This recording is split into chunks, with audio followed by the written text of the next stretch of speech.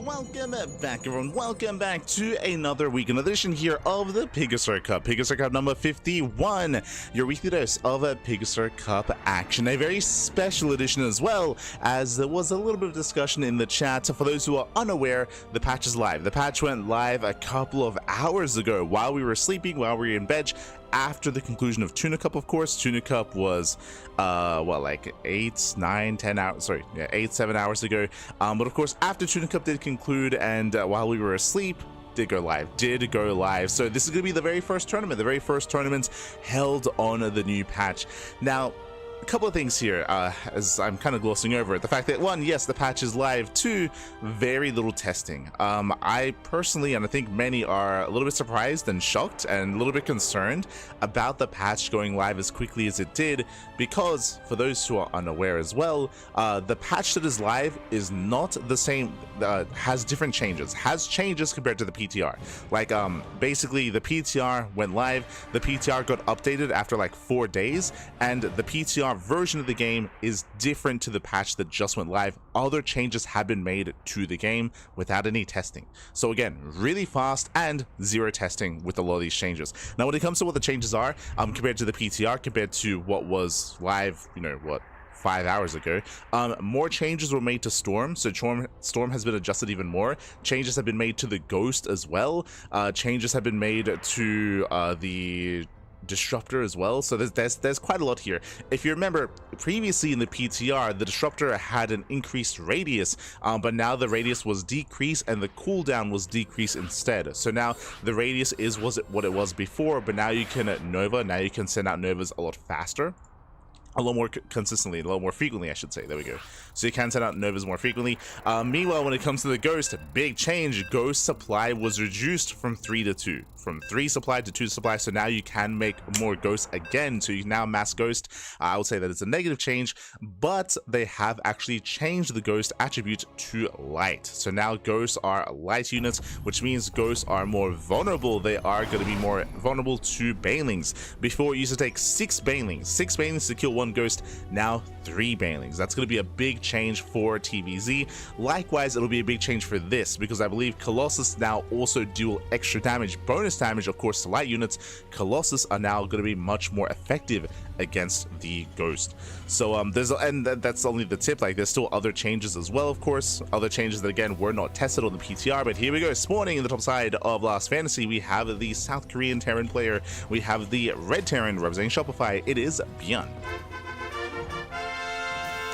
And spawning in the bottom left hand corner, we have his opponent. We have the Blue Protoss. So yeah, the Blue Protoss player himself representing Team Little Fairy. It is Shameless. And if you're in the chat, you know what time it is. It is Gabba time. Predictions are now open. Place your bets on who you think will claim the series. Best of luck in the chat as we get into our matchup. The match is genuinely insane. I mean, again, I'm a little bit surprised that that it just went live as quickly as it did. Again, without any testing. Like, that's my biggest gripe with it. If you recall, when it came to us during the podcast, like, I was very optimistic because it was like, oh, like, we're getting really fast regular updates to the PTR. This is a good thing. Like, things are changing, things are different, and we're probably going to be getting more and more updates more frequently. That's like, this is a positive aspect of what's happening with the PTR. But then they just went live with it. It's like, oh, it's like that's kind of crazy. It's kind of weird. What's going on? Aye. But they also adjusted the Storm, of course. Storm, one of the big feedbacks, or one of the criticisms of Storm, and a lot of the feedback was in regards to how large it was. So the Storm radius was decreased. They decreased the Storm radius. It's still larger than it once was, but smaller than it was on the PTR. So the radius has been decreased. I want to say that one of the big changes is the cast range was decreased for Storm. So that's going to be another big factor, actually, is that now, I mean, TVP is going to be very different because on the one hand, High Templar are going to be more exposed because they have to move further in to actually storm, right? Especially because of the radius. It does mean that the center of the storm is further out there as well because the radius was increased, and likewise the cast range was decreased as well, so the High Templar has to be more exposed. On top of that, there are going to be more ghosts and more EMPs available to counteract said storms. But at the same time, with the light tag being added to the Ghost, then it's possible. I mean, we already saw this leading into this week. If you recall, we've been seeing more Colossus-based play anyway, so we might be seeing more Colossus-based openers to be a little bit safer, to shut down that kind of play, or faster transitions out of pure High Templar, faster transitions into Colossus instead. I mean, the thing is that everything that I'm saying is very theoretical, just because we didn't get to test and we didn't get to see like how the light tag impacts TVP, how it's going to impact transitions into Colossus. Likewise, you have of course the Viking change to make it cheaper and easier to transition into Vikings, or to make Vikings as well. Like this, TVP is going to be interesting to say the least. It's going to be impacted quite a bit.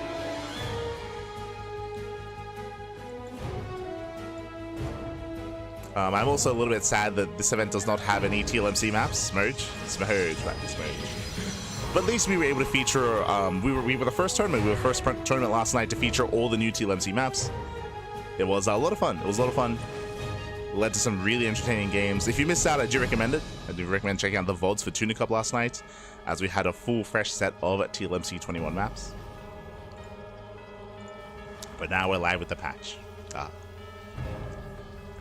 As now it is going to be a Stargate open out of Shameless Stargate into a Robo. Okay. I mean, hey, on the new patch, are we going Phoenix? Is Phoenix Colossus back?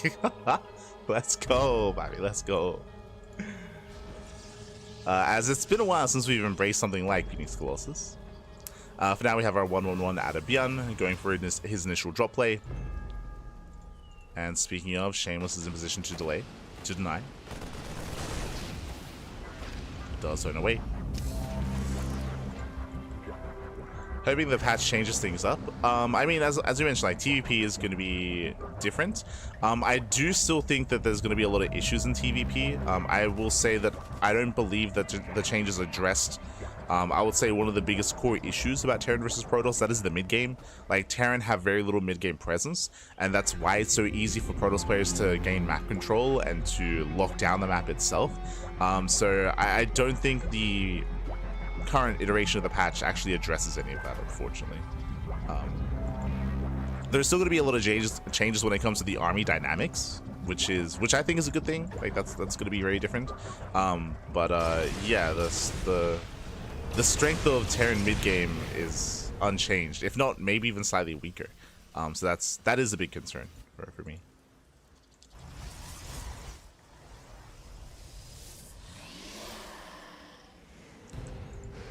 Go.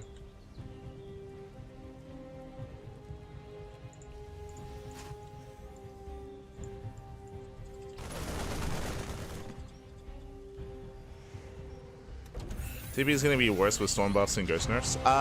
Kind of. Like, I think the consensus was that Storms are going to be doing less damage, of course, just because at the highest level, like, players are already pre-splitting anyway against Storms, so that they're doing less damage initially. Like, the issue with the Storm was how much burst damage it would deal with the first, like, hit. So now it's more forgiving. Now it's less unforgiving, maybe a way of putting it.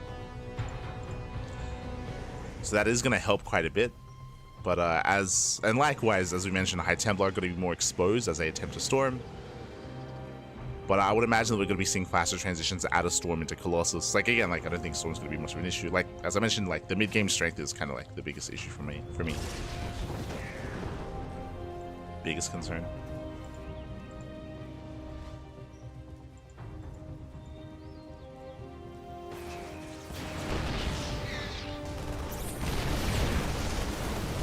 So far, getting the first tank, and the Cyclones as well. Phoenixes, they will be able to break through. The Immortals, boys are being pulled, and ByuN is holding. ByuN, he does hold on, but with that, he did lose his tanks, did lose his Cyclones, did lose the backbone of his army, and ByuN, he should be contained from here. Larger radius honestly negates this. I mean, from testing, from what we've seen, like, it's a pretty big change, just because Terran is going to be taking less damage regarding Storm, but again, like, that doesn't address the mid game necessarily, because it's still going to be used to zone is the thing. Like, it's still going to be like zoning away the player and still allowing for like map control for the Protoss. Like, that's what's important.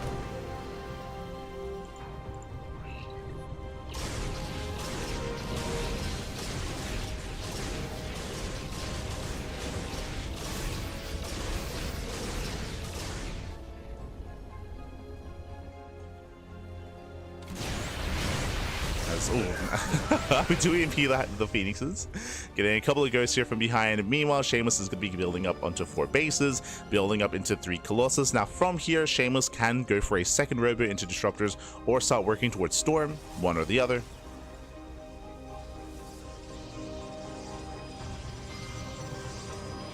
That's what I was doing. Yeah.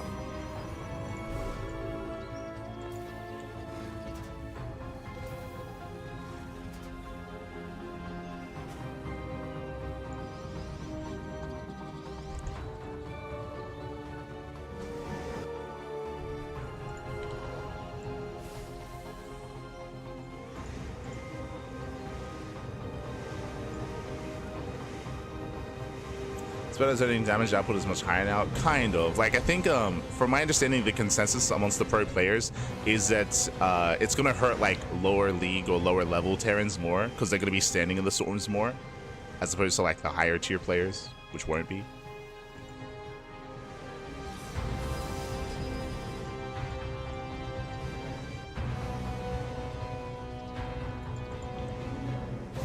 Shameless looking for a better angle of attack, getting to charge.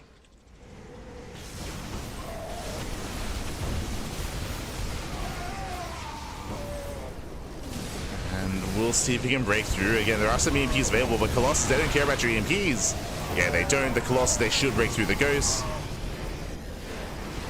Viking is getting up there. But so far, Shameless's goal here is to zone away the Vikings. Zone away the Vikings, protect the Colossus.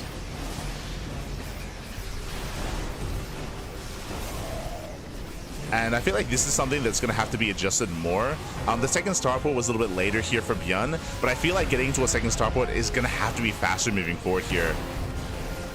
As Vikings, they do catch both Colossus though. They get one, they get 2. 2 Colossus go down, but ByuN, he will lose the expansion. And again, ghosts are that much less effective against Colossus right now, thanks to the light tag. ByuN, he will force this back. Shameless just has to get the hell out of here. Get out of there, Pappy. Get out of there. And Shameless, the ideal here, or the idea is that you rebuild. You rebuild your Emax. You get ready here for the eventual all-in. ByuN, he should be all-in here. He's down to 2 bases.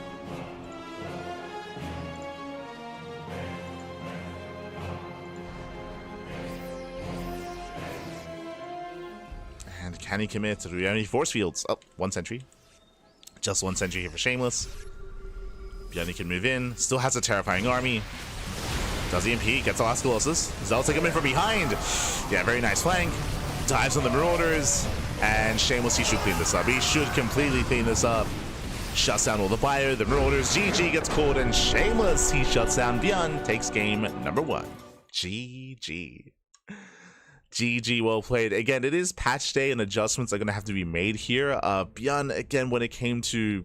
I feel like he was a little bit on autopilot. Winding it back here, ByuN going into all those ghosts as quickly and as heavily as he did is what you do against a more storm-heavy start and a storm-heavy composition. By opening up Phoenix Colossus, though, that's what we did need, that faster second starport, did need those Vikings. Oh, as we saw the Colossus, they just went ham. Oh my god. There goes Spappy, they melted.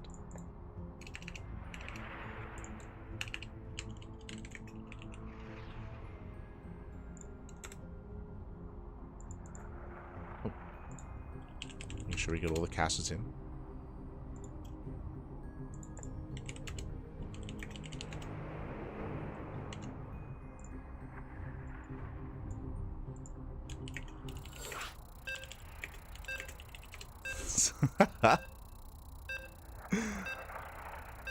Sorry, Bomeo just joining us. He's joining us, Pappy, joining us. Are we playing the PTR? No, no, no. Patch is live. Patch is live. I want big shout out to Blake who's in the chat. God, Pappy, God. Thanks so much. Thanks so much for supporting. Thanks so much for the 100 bits. We appreciate it. We appreciate it. Spawning in the top right hand corner of Tokamak, we have the red Terran play. We have the red Terran, South Korean Terran representing Shopify. It is a ByuN. And spawning in the bottom left hand corner, we have the blue Protoss. The blue Protoss for himself representing Little Fairy. It is a Shameless. Here we go, as we are loading into one of the larger maps of the map pool. As we're loading into one of the larger maps here, the rush distance by ground is going to be longer. Going for these earlier kind of Colossus timings with 3 Colossus is going to take more time, more effort, is going to be less effective here for Shameless. So we'll see how he does decide to open up. Does he open up Phoenix Colossus again, or does he go for something a little bit different here? I can see the strength though in opening and relying on Phoenix Colossus, especially in the early days of the patch, just because Terrans are so like, they're so, what's the word I'm looking for, but they're so like, not practice, what's the word? Conditioned, there we go. They're so conditioned to go into early ghosts, where right now this is where Colossus can overwhelm, can break through, can punish like an earlier ghost commitment. Conditioned. There we go.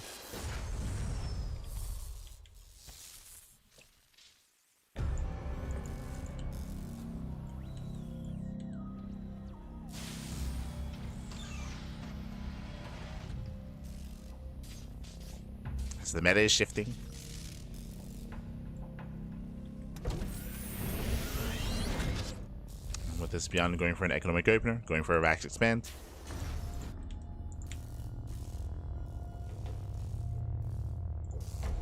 Let's go for his economic start. Unfortunately, I was looking forward to potentially seeing some Zerg gameplay, but I mean, we're not going to see any of that come into play here tonight, unfortunately. I was checking the bracket. We'll be getting into it after this series, but this week there's no Solar, there's no Shin. So without either of those two, like there's no Zerg representation. It feels bad, man. Feels bad. Next time. We'll get him in, Pappy. We'll get him in. Just to see the changes, basically.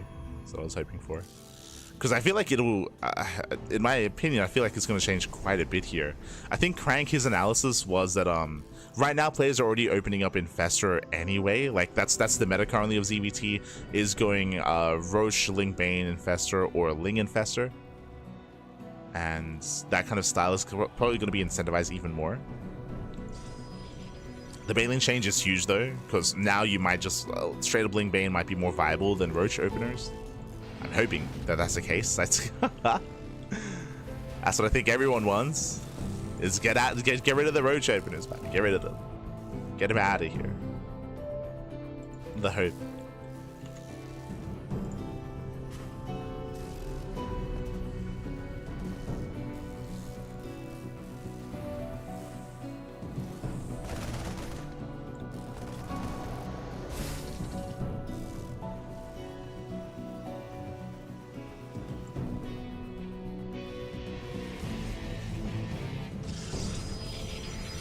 Shameless going for 2K Blink. Yo, how long has it been since we've seen 2K Blink into a third? It's been a while. Okay. So Shameless going for a very greedy opener here. I mean, we're also on Tokamak, so it makes sense that you wouldn't be able to get away with that. This is where something like 2-base all-ins would be favored. But remember, ByuN, he's not fond of 2-base all-ins. True. So the likelihood of Shameless being punished here is much lower. Much lower.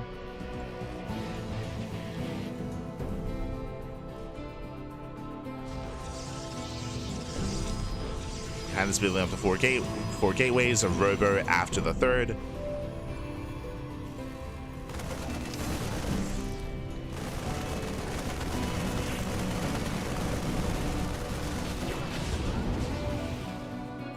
Let's get the drop into the main.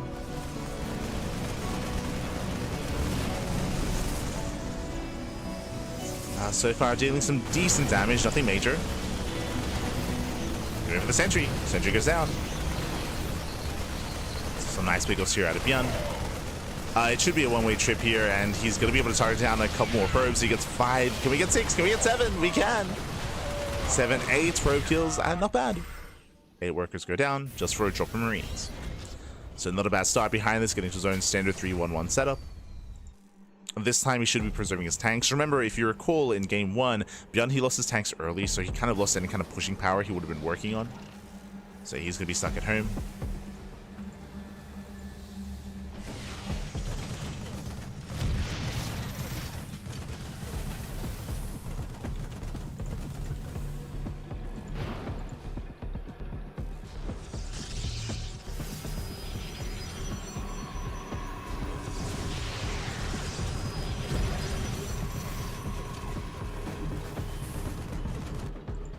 Shameless is being active.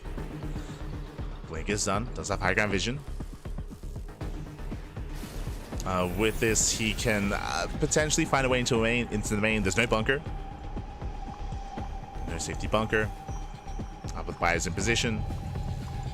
ByuN is secure. He is secure. And Shameless is getting to a heavy gateway composition. From here, this should lead into Storm, but technically, Shameless has the option to go into Colossus. Much more traditional style. Getting a +1 charge.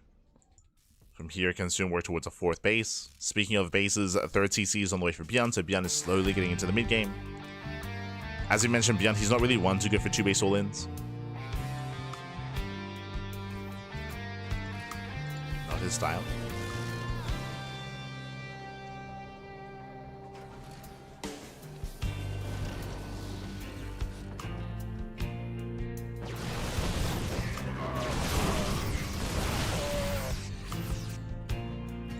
ByuN does break out.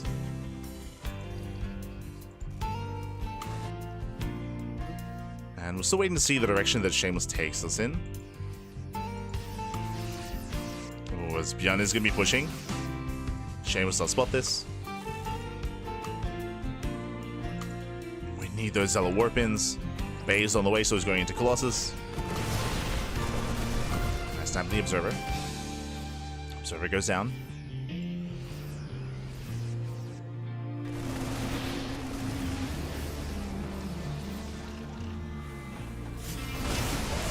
And he can get on top of the tanks. Oh, he's going for the Bio Army, forcing friendly. Oh my god, the friendly fire!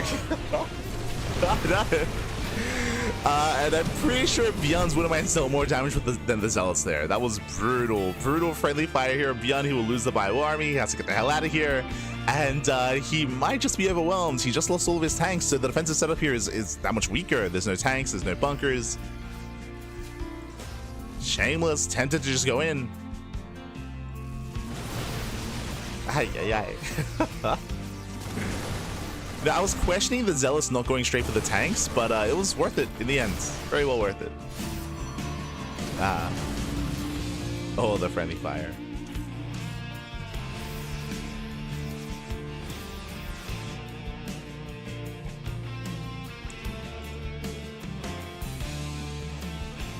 Here's Shameless pulling away.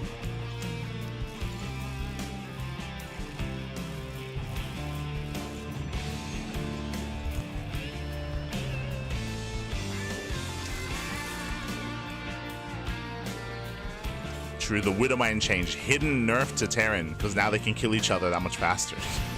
They can kill themselves that much faster. True, true. That was the plan all along.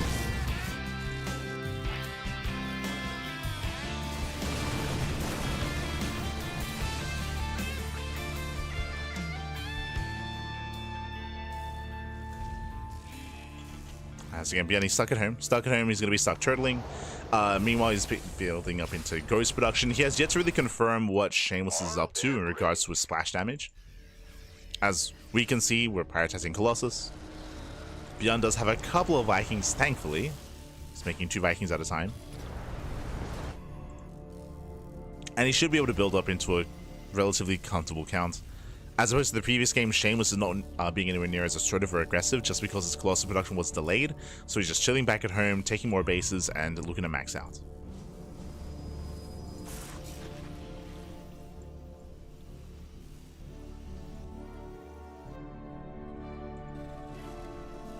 So from here, we're building up.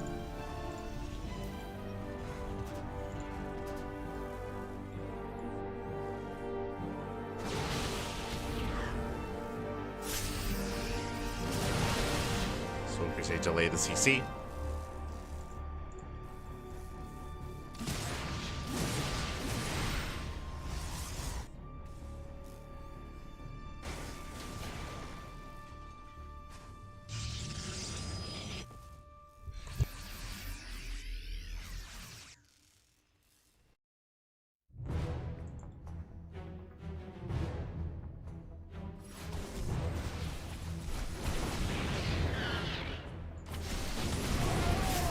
ByuN is trying to be active. Vikings will get a volley off, but they're going to be zoned away. Zoned away, not too many stalkers here. With EMPs, ByuN can try to engage. We've got to play it safe, got to calm down. You can see Shameless getting ready for his Zealot run by. He's warping in. And we'll see if Shameless can distract. Yeah, the goal here to keep ByuN's attention at the third. Here come the Zealots. Making the way in, ByuN does notice. Zealots don't quite get into the mineral line. Some of them do. Shameless has to get the hell out of here. He will lose one Colossus. Yeah, we'll lose one. But Zealots get in. Yeah, they get into the mineral line. 15 SCV is going to be going down. Ay, ay, ay. Again, ByuN was distracted.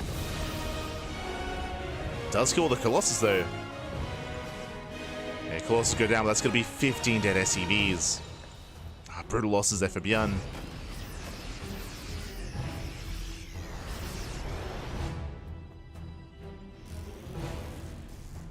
And from here, Shameless going into a second robo, doubling down on Colossus.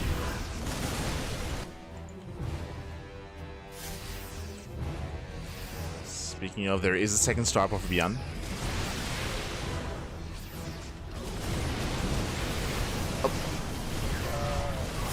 As I was just diving in, trading well against some Marauders, Vikings forced to land, and resetting these Vikings is going to be huge. No. Yeah, Vikings going to be falling. Bearing in mind that, again, Shameless is rebuilding his Colossus. Actually, not going to Disruptor, never mind. But now would be the time to just double down and just rebuild Colossi. As we're down to a very low Viking count. Shameless going for the gold. Now, when it comes to the Disruptor, we did mention this before. The radius was not increased for the Disruptor, but I believe the cooldown was reduced. So you can Nova more often. So Novas, they can be spent more often now. Which is huge, actually.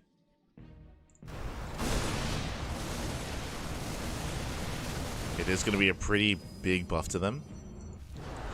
Just because typically, like, that you'd be counting down, or you'd be aware that, okay, the Novas are spent, now there's a window in time where you can push in, where you can dive, where you know that you're safe. That's gonna have to be like, there's like an internal clock, and that's gonna have to be adjusted as to how quickly Novas are available.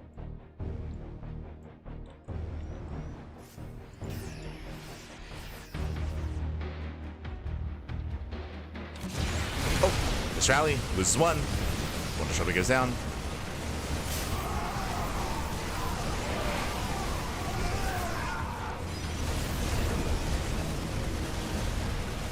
Let's bring down the expansion, not bad. Base is full. Shameless, where are the warp ins? So, Shameless, he has a perfectly fine economy. How many gateways are we on? 11. Oh, we could do with extra gateways here, but Shameless, he's having a hard time spending his money here. He's got 2,000, 3,000 minerals. I hate Bappy.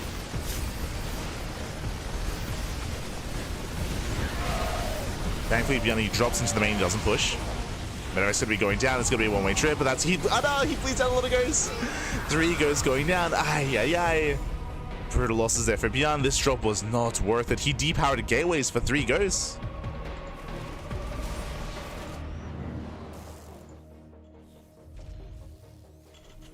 Shameless building back up. He can do with getting more gases.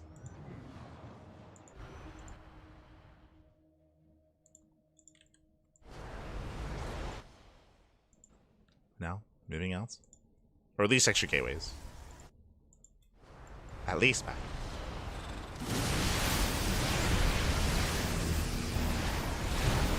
It's being sent out, no major connection. Oh, I spoke too soon.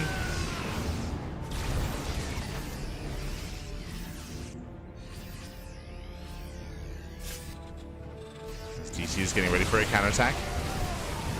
Remember, there's less of a delay after they blink. There you go, they do blink in. They get 1, 2, 3 volleys. The SCV repairs are not in time, and the base does go down. Down goes the expansion. Shameless moving in.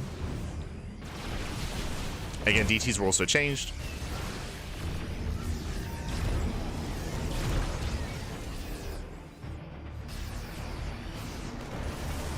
Oh, Shameless embracing all the changes, actually. Like,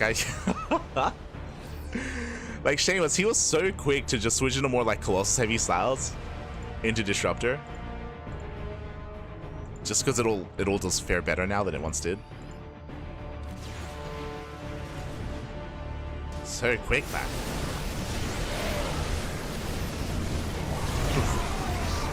Nova's decent spread here from ByuN. There are a lot of Novas. And Shameless, he can just keep pushing.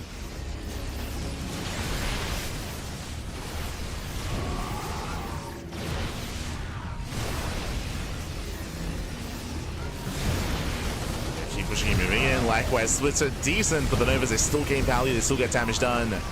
And here come the Zealot reinforcements, and Shameless, he should be able to overwhelm. He should have enough here. Oh, the Nova! Oh my god, massive connections! Novas, they pop off, and Shameless, he will claim the series. He will take it. Ay, ay, ay. We don't need the Novas anymore, but it's GG gets called. And Shameless, he will claim the series 2-0. He'll take down ByuN and advance on in the series, or in the tournament. GG. GG.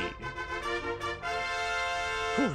GG, well played. And again, I was most impressed by Shameless' ability to, again, adapt to the new patch and to try things out in a way that he did.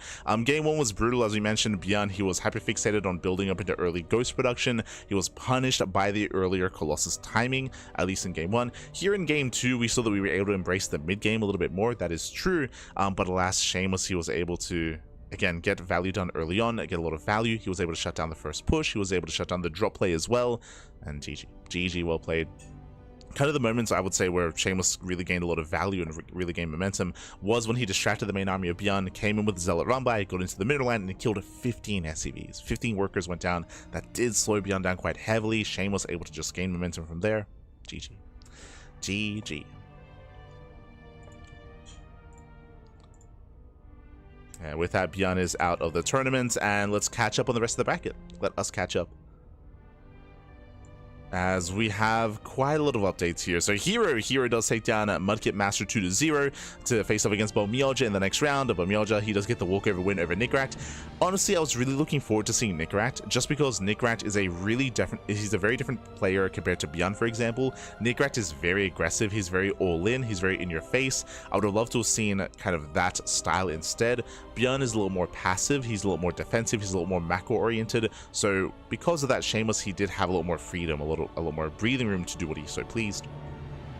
Shameless did have a much more comfortable time against ByuN. And Nickrat, he unfortunately did forfeit. Getting into the next couple of rounds here, Creator takes down Percival 2-0. We have Clem versus Mixu occurring in the upper portion of the bracket. I did mention earlier that there were no Zerg players. No disrespect, of course. Mixu is still out there. Best of luck to Mixu, Bappy. Best of luck. So hopefully we can get some Zerg representation coming into the semis, but it is Clem he's up against, so best of luck, Mixu. Best of luck. As we're getting into the quarterfinals. Oh. We are getting in. And we do have some downtime. We're going to be waiting here for herO and ByuN. They're going to be facing off in the quarterfinals. Winner goes up against Shameless. That'll be our next series. Remember, the semifinals are best of fives, best of five semis, and we might be able to catch up with Clem a little bit later. The potential Clem versus Creator would be a lot of fun, of course, but we are in the lower half of the bracket instead. There are some other English casters. I believe Dave Testa, I believe Steadfast. I believe there should be some other coverage going on, kind of following the upper bracket.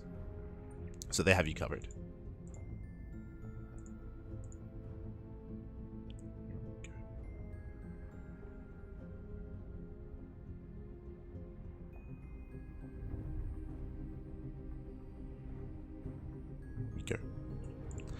Otherwise, I guess we have some downtime. We do have some downtime. We're going to be going on a break, and when we come back, we'll have our next series.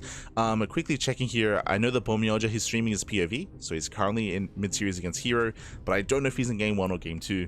A little bit unfamiliar.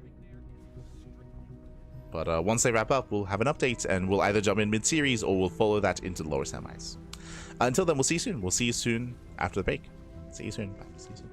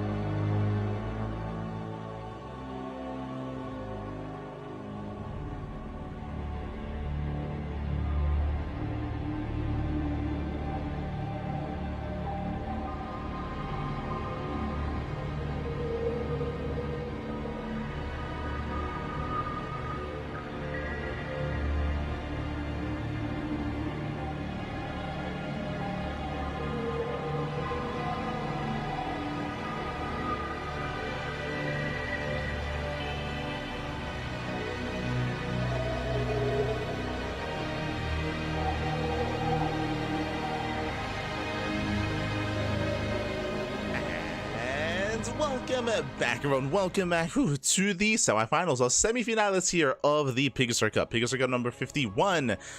It's honestly progressing quite quickly here as the games have been very fast, but now we're jumping into a best of 5 semifinals. Here we go. This morning in the top right corner of Ultra Love, we have the South Korean Protoss player. We have the blue Protoss representing his new team, T1. It is herO. And spawning in the bottom left-hand corner, we have the red Protoss player, the red Protoss player himself. It representing Team Little Fairy, it is Shameless. And if you're in the chat, you know what time it is Gamma time. Predictions are open. Place your bets on who you think will claim the series. Best of luck in the chat as you can get your Gamma going as it load into Ultra Love. Ultra Love has one big feature, has a ramp coming into the natural, and we have a herO embracing that ramp and going for the high ground setup here. Gauge, Cyber, Expand. We'll see if herO does go for that more. He's setting up for a more economic start. Meanwhile, we'll see if Shameless can punish that economic opener with a one base all in. Let's go. Let us go. But again, we just featured Shameless versus ByuN, and Shameless was more than happy to embrace the new patch and go into Mass Colossus early on. Was able to, again, have a bit of a stronger showing against ByuN, and with that, ByuN is out of the tournament. It's okay. We have Clem in the upper half, and he should make it far here, so we should have at least some non-Protoss representation in the semifinals. We'll get there. We'll get there. For now, though, two gate opener out of Shameless. Meanwhile, we have the Gauge, Cyber, Expand out of herO.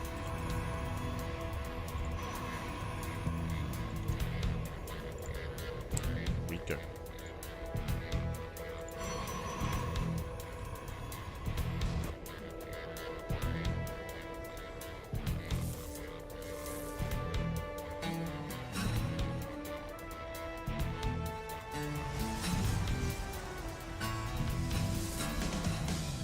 As we are opening up, Shameless is going for a proxy. Based on its location, it looks like a Stargate. Looks like a proxy Stargate, but we'll see if we commit to anything more sinister. Okay, there it is. Stargate has been thrown down. This should be to deal economic damage across the map, to get into mineral lines, to get some probe damage, while Shameless does eventually expand. So Shameless building up in towards the mid game as well, but there's a lot of pressure on this Stargate to find some damage. If it doesn't, then Shameless will fall behind. Just because herO has such a fast expansion in comparison. So the pressure is on Shameless. Pressure is on.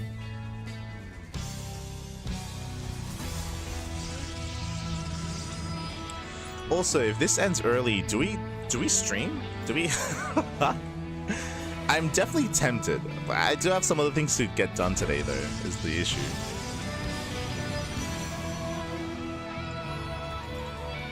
It would be nice to have some breakfast as well. True. Ooh, as the proxy gets scouted, here he does find the proxy, does get eyes on the Stargate. herO is aware. And now this Oracle shouldn't get damage done. Shield batteries are on the way. We should be getting one. Yep, one in each mineral line. And Shameless is falling behind. He's falling behind here. We did try to emphasize that Shameless, with this proxy, he has to get damage done. Otherwise, it's just not worth it. The Oracle's moving out.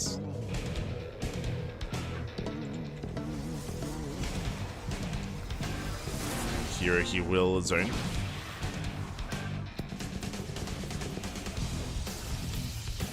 Out zone, the Oracle doesn't really get in. Oh, going for the stasis. Stasis is going to be denied.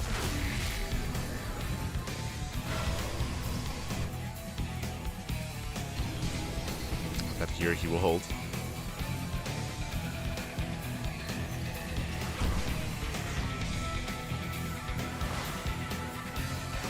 Here he holds, he defends, and look at the worker disparity, by the way. Just to emphasize how far behind Shameless is, herO's on 37 probes, by the way. He's on full 2-base saturation. Shameless on 23. He's on 23 workers here. He's going to be losing. Oh, thankfully he doesn't lose control of the natural, but he has to go all in. Yeah, 2 more gates. This has to be a 2-base all in out of Shameless. Macroing out of this is not going to be possible. Shameless, he has almost half the 24, 26 to 40 probes. That's crazy. With the 4-gate setup here, we can throw down a 5th gateway, maybe even a proxy gateway, and just commit. Again, the pressure is on Shameless. here behind this, he's going to be getting up to 4 gates himself, so he's going to have an equivalent production. Oof. We'll take a stasis in the face.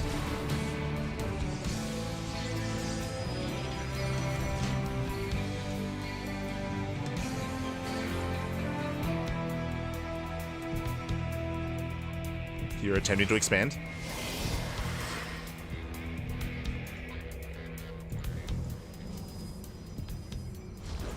Does attempt. Shameless does pull away.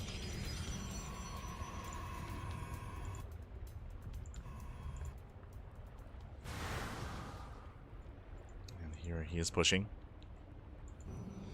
Shameless behind this. He doesn't really have much of an army. He's got 6 Stalkers against 11. Again, it just shows how brutal the early game was. Blink is now done, and here he can just go for the kill. Yeah, he can go for the throat. Blink's away, boys are being pulled, the boys that we cannot afford to lose. Blink is now done for Shameless. But it does cost him half the mineral line. At the same time, Shameless is going to be shading into the mineral line as well, getting into the natural. Probes are going to be going down, but Shameless will lose control of the natural base. So many probe kills, and now we just go straight for the main army. Okay, can't go in.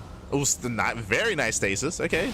Stasis goes up, but GG. GG gets gold. That's all there really was. And herO will take a lead in the series. Takes game number 1. GG. Here he does take a lead. And with that, herO, he is up in the series. Again, just a really rough start for Shameless. Winding it back, remember, Shameless went for a proxy Stargate. It did 0 damage. Essentially, it did almost 0 damage. We saw that Shameless, he just wasn't quite able to deal much. He was able to get 3 probe kills, and he fell far, far behind with that GG. With that GG, well played. Oh. herO does take a lead. And we'll see if Shameless can recover coming into game 2. Let's go. Let us go.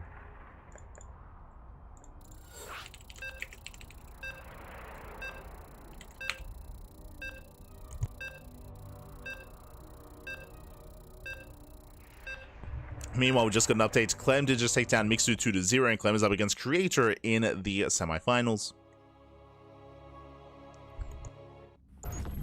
Of course, we will stick to this series. We got the boys, happy we got them. Spawning in the bottom right-hand corner of ley lines, we have the blue Protoss player, the blue Protoss representing T1, leading the series 1-0. It is herO. And spawning in the top right-hand corner, we have his opponent. We have the red Protoss player, the red Protoss representing Team Little Fairy. It is Shameless. Here we go.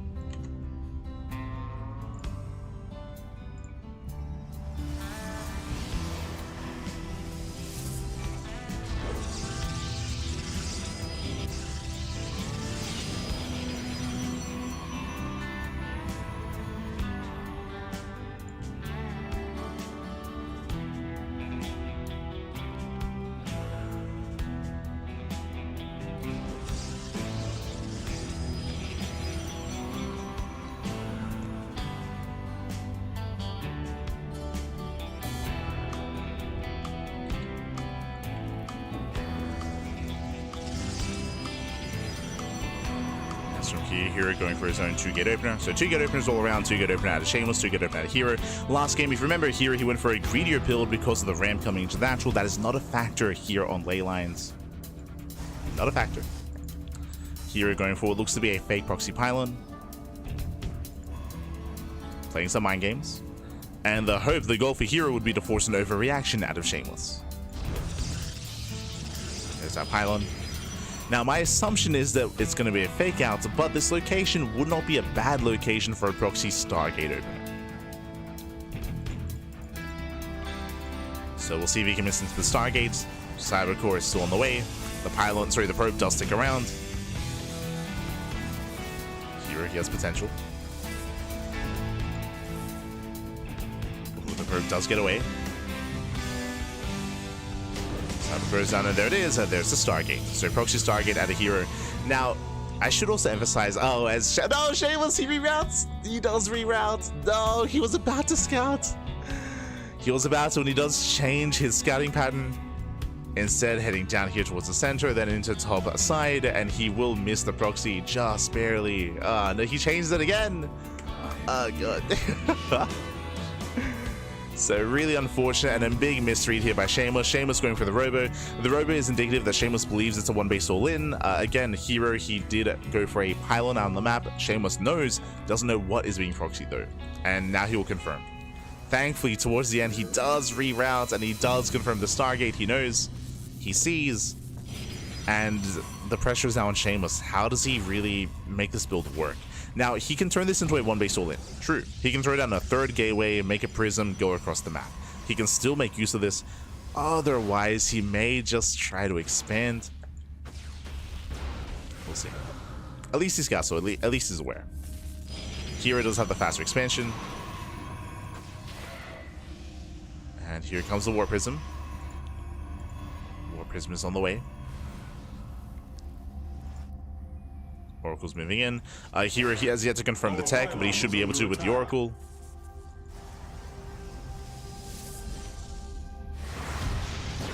Adepts shade into the mineral line. No target firing though.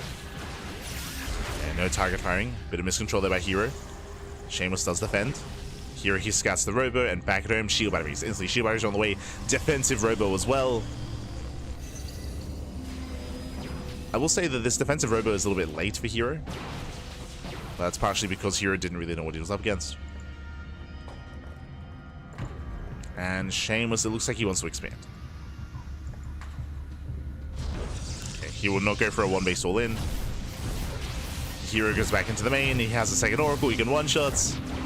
And then he does. 5 probe kills. herO crippling the economy. And Shameless, we gotta get across the map.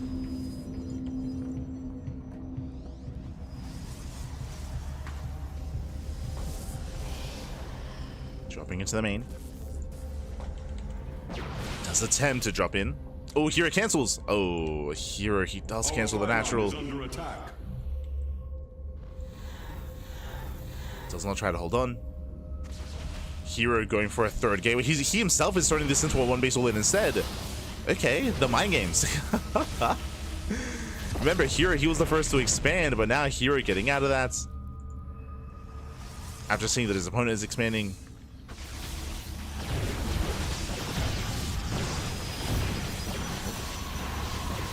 Once again, nice juggling. Does get one of the sentries. Sentry goes down.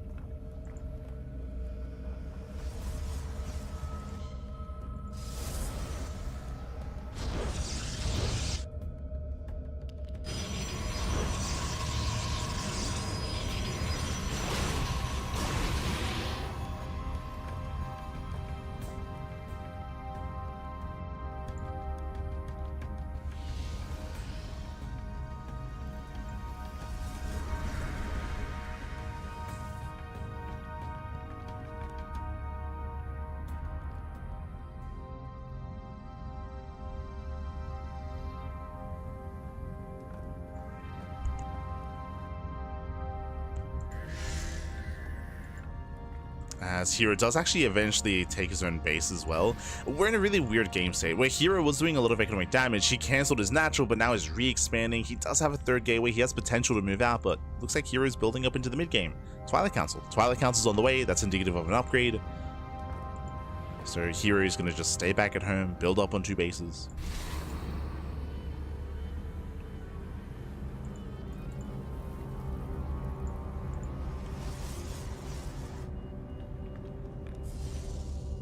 Game is slowing down.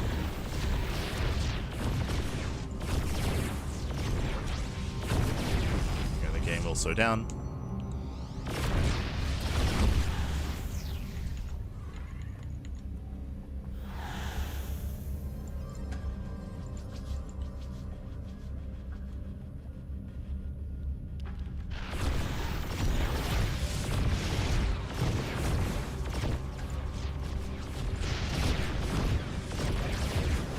Shameless, he shouldn't lose the Immortals. Thankfully, there is no blink.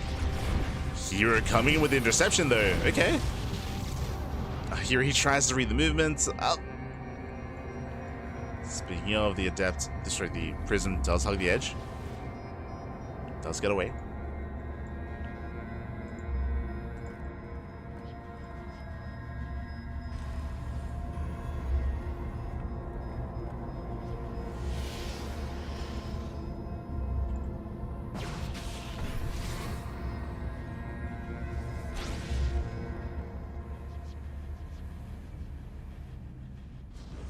Here it does hug the edge. Shameless taking his own third base.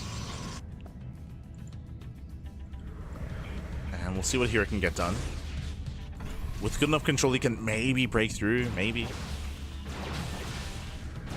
Does get a Stalker. Okay, good start.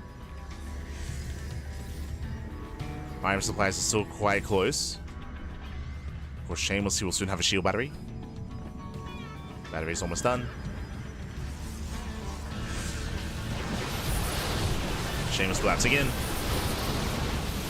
Does barely get both of the oracles. Oracles do go down. Here, he's running out of steam a little bit here. Brutal force fields, the immortals, they do nothing.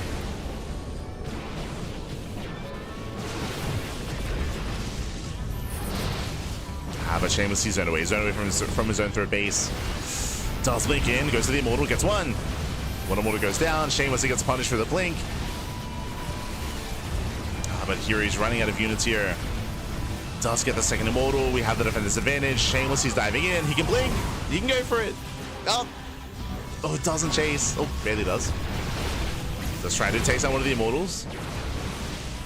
Stasis goes off, but again, better fights for Shameless. herO did overextend. And Shameless will kill everything. He'll kill everything, gets the immortal, gets a prism. herO goes to the dive, but it will cost him so many stalkers. GG gets called. Shameless will tie things up. 1-1. GG. GG, well played. Again, a really awkward game is what I will say.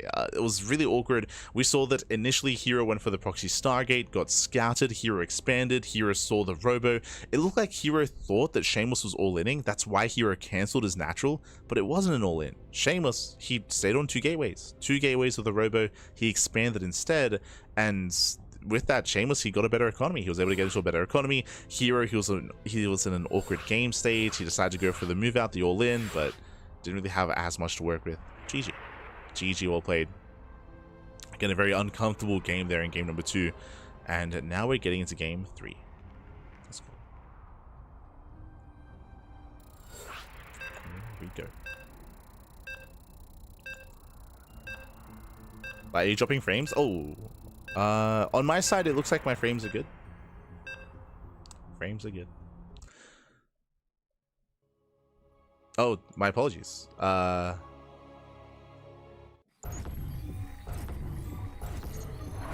think my camera my camera died. Okay. So if you saw some dropping frames, the frames were frozen as my camera is no longer working. Oh, so yeah, it's just my camera. My camera's frozen. I don't know if I can fix that midstream. Hold on. I got you. For now, spawning in the bottom right-hand corner of Incorporeal, we have the South Korean Protoss player. We have the blue Protoss representing Team 1. It is herO. And spawning in the top left-hand corner, we have the red Protoss player. For Team Little Fairy, it is Shameless. Alright, one moment. I gotta unplug and replug my webcam.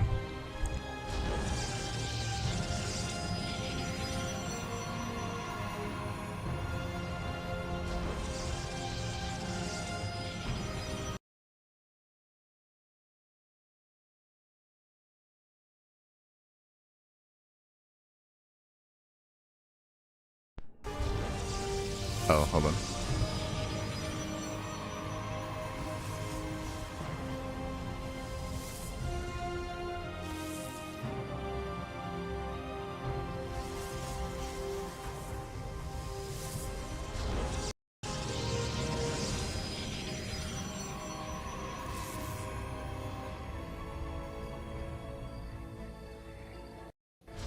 Okay. Hopefully I didn't break everything. Hold on. Let's see if it worked. Do apologize.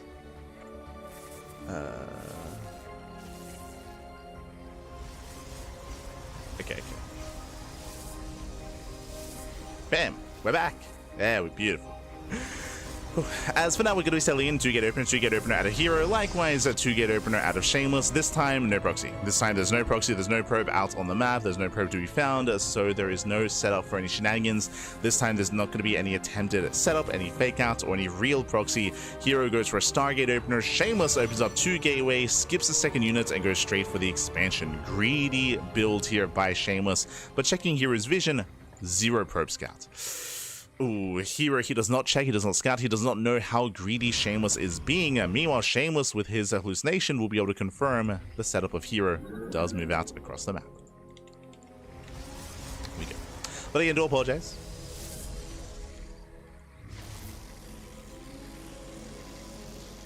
Also, yeah, it's all good, it's all good.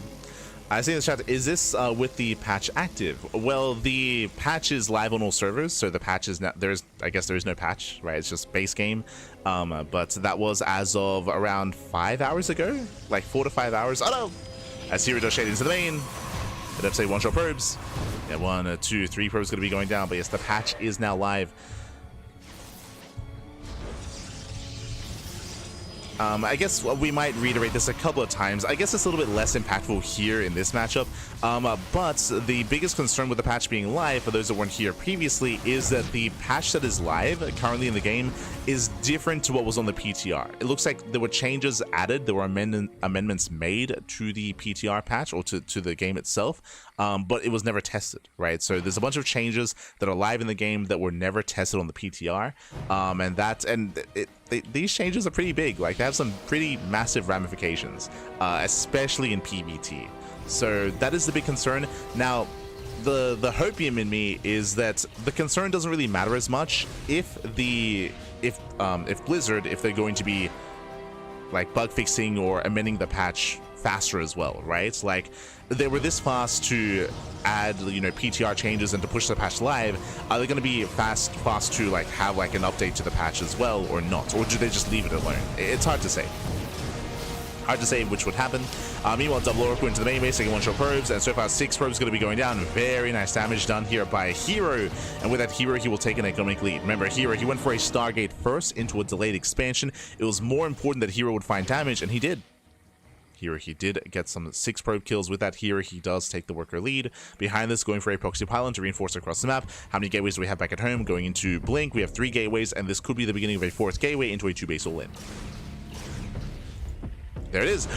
Oh, Shayna, he sees! Shameless, big scout here. He's aware of the proxy. Shameless going into a very greedy build. 2-gate Blink into a 3rd. Insane greed out of Shameless, and right now he's distracted. Yeah, Shameless distracted by the oracles. He does shut them down. And there's a cancellation. Yeah, he does cancel. Again, Shameless so greedy. hero's moving out. And we'll see if herO can get this up and running. Warpins are finishing. herO moves in, gets a sentry, gets 1. Gets 1, gets 2.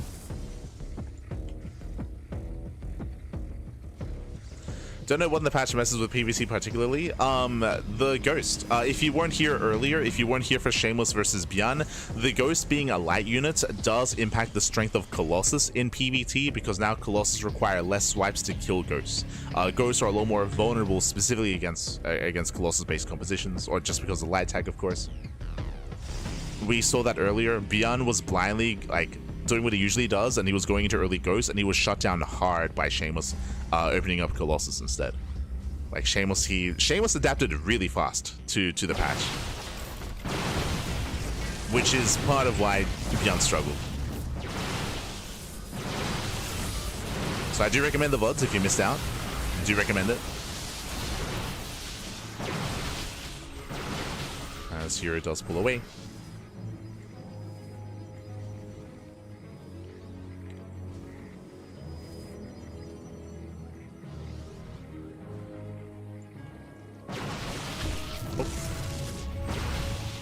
herO, he does have momentum. Behind this Dark Shrine all the way for Shameless. DTs would be always a hold. Can he survive until DTs? So far, Shield Warriors are putting in a lot of work. Shameless, he's holding on. Behind this herO, 0 detection. He does have the Stargate. He can chrono out an Oracle. But not the best form of detection here. herO still warping in. Dark Shrine is done. Proxy Pylon across the map. It's not ready yet. No, Shameless, can he survive? The Stalkers are going down. Down to 4 Stalkers. Yeah, down to 4. herO does pull away.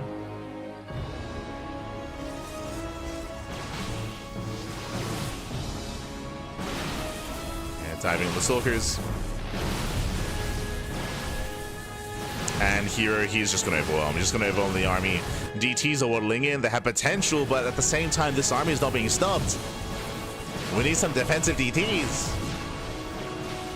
We need them defensively.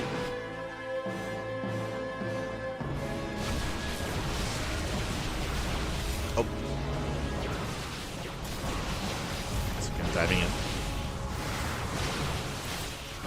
Yeah, there's a defensive DT. Probe's going to be going down. We have a DT in every single mineral line. We have the Oracle being chronoed. But Shameless, can he win here? Can he kill everything? Can he do enough damage? Remember, the Oracle just has a Revelation. Likewise, Energy Overcharge does provide less energy as well. True. So the Oracle is less effective to provide detection. Shameless, he defends back at home. He's going for the pylon. Ah, he's going for it. Ah, he won't get it in time. Barely not. It was close though. Oof. You want 1 more second.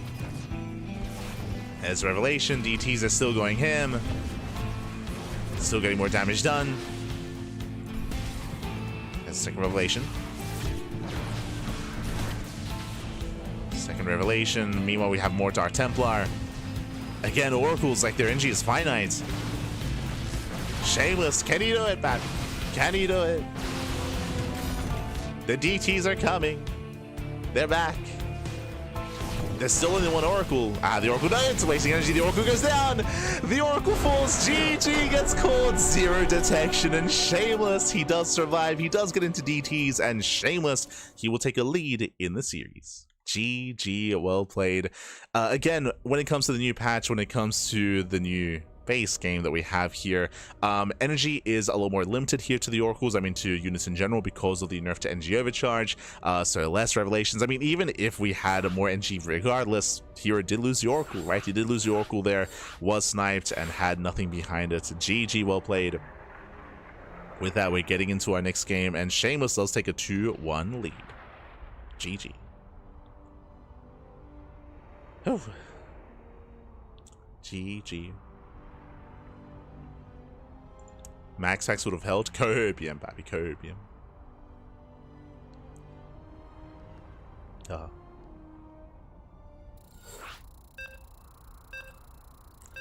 I think the Light Ghost is supposed to make it more easily counterable towards the Bailing. No one is denying that. The reality is that it also has ramifications in PvT as well, specifically with Colossus-based composition and Colossus-based armies. Which is something that we've already seen today.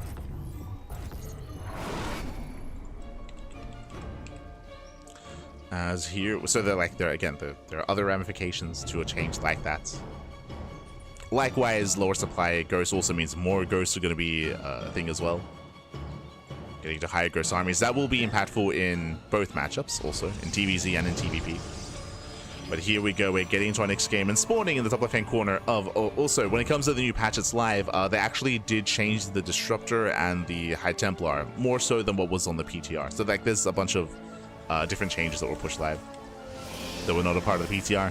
But here we go, we're getting into our next game and spawning in the top left-hand corner of Percival, we have the South Korean Protoss player. We have the blue Protoss down in the series, and we'll see if he can bounce back and force the ace match. For T1, it is herO.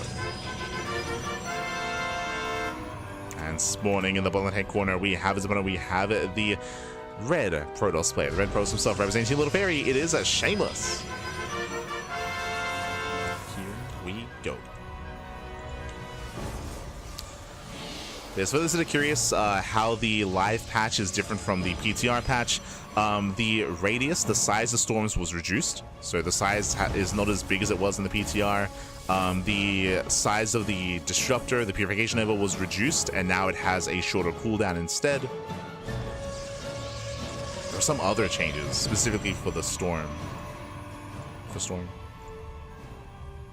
But yeah, that's obviously my biggest criticism is that that a bunch of changes were made without any testing.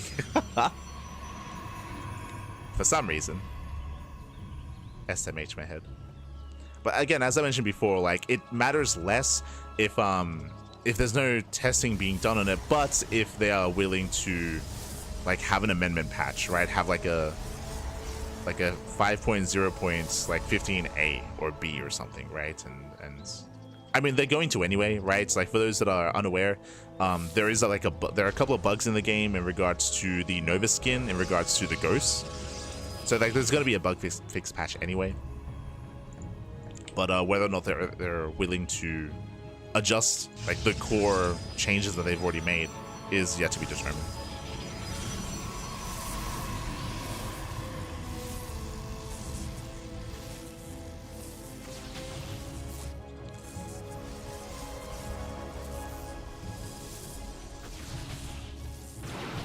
Sure. Oh yes, true. The cast range was reduced as well for Storm. I feel like that usually happens. That is not true. That did not happen last patch.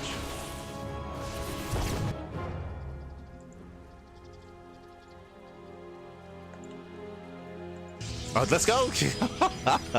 As here he does open up 2 gate, both players do, so standard openers into the gold expansion. herO! Okay.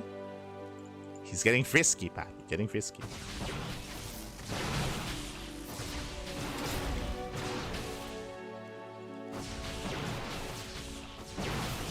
As here he does pick up the first Stalker. Here, Shameless picks up the first Stalker. He does have the lead here, does have the advantage.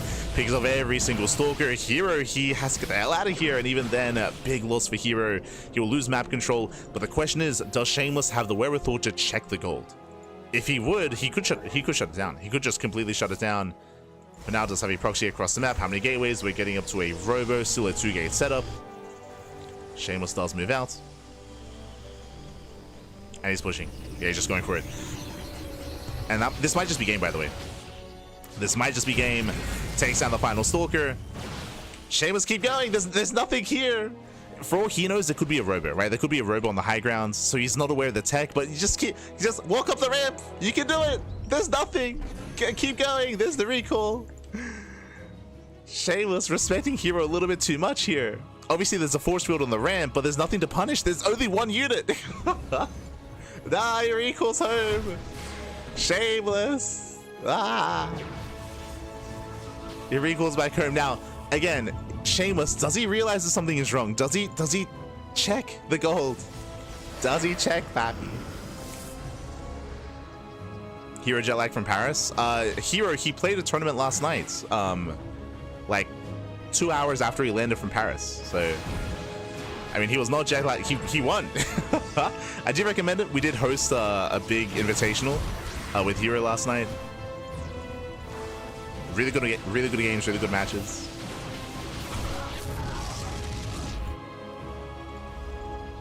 He slept too much, Pappy. True. Slept too much.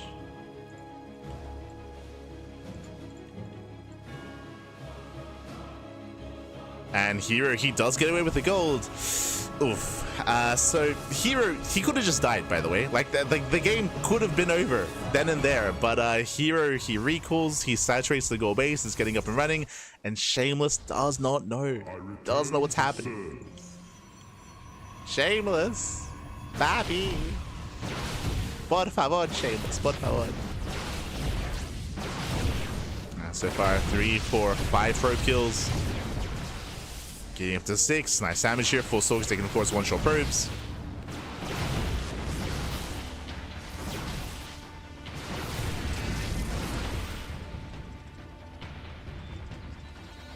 Stalkers, they move away. But for those that want to check out new maps, we did host the Tuna Cup monthly finals last night. And we had purely TLMC 21 maps, which was amazing. Honestly, really fun games, really fun matches. So if you want to check out those new maps, check out the VODs.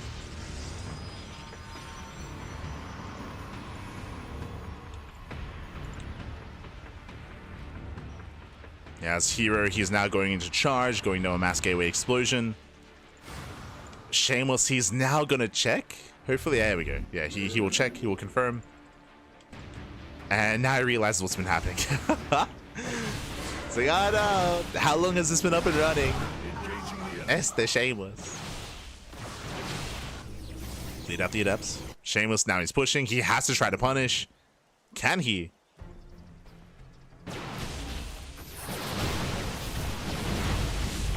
As he does focus down the Immortal. Does focus it down. From here, moving in. Oh. Down goes the Prism. Shameless pushing forward. Yeah, and he may have just taken too long here. There's no Prism, there's no way to micro these units. The Immortal's gonna go down. There's no Blink either. GG gets called, and here he will overwhelm. He gets away with the gold expansion. And we are going to the ace match. GG. Ay. GG, well played. We're getting into game 5. Again, Shameless, he had so much potential. He had momentum. He moved out across the map. He could have potentially ended the game then and there, but alas, here he got away with it. He got away with it, man. He got away with the goal base. GG, well played. We're going all the way to the ace match, and this can still go either way, to be honest. This can still go either way. We'll see how this story ends. Let's go. Let us go.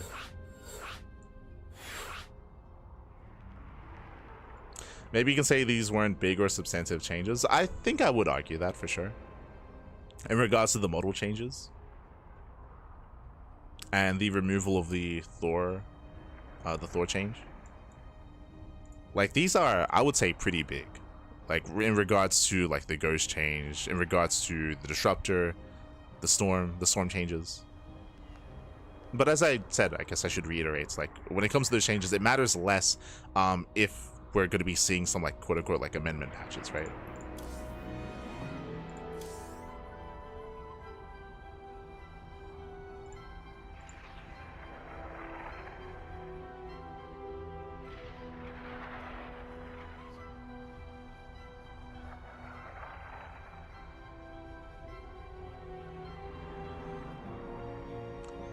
So we are getting into our next game.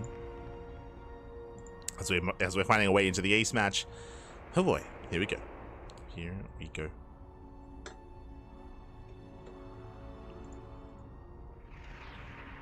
Hello, Esther Doctor. I'm Esther Doctor.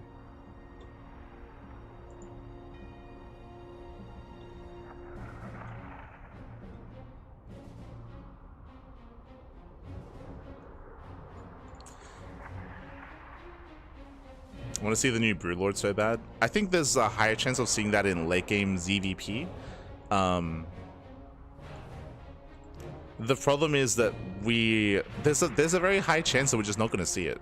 Like, even in tournaments with Zerg players. The problem right now is that the current meta in ZVP is Zerg players all in, right? Every Zerg player all-ins except for Serral, basically. And even then, Serral's still hyper-aggressive in the mid-game. So games that either the Zerg player kills a Protoss or they die trying. That's basically been the meta for the past couple of months, if not like 6 months. So I don't really see that happening anytime soon. But maybe. I do hope to see.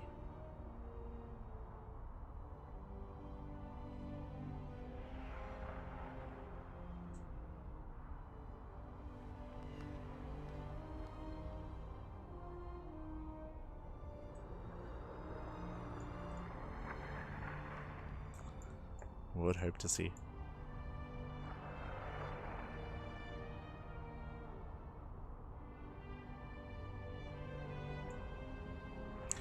And you can definitely argue that with the new change to the Microbial Shroud, that would probably be like the next stepping stone. I say that it's gonna be less. It's not gonna be as impactful against Protoss, but at least against Terran, because right now the meta is also less all in, but it's like rush into ultra, right? It's ultra rush to end the game, and the transition point from that, if you're unable to, would probably be Microbial Shroud.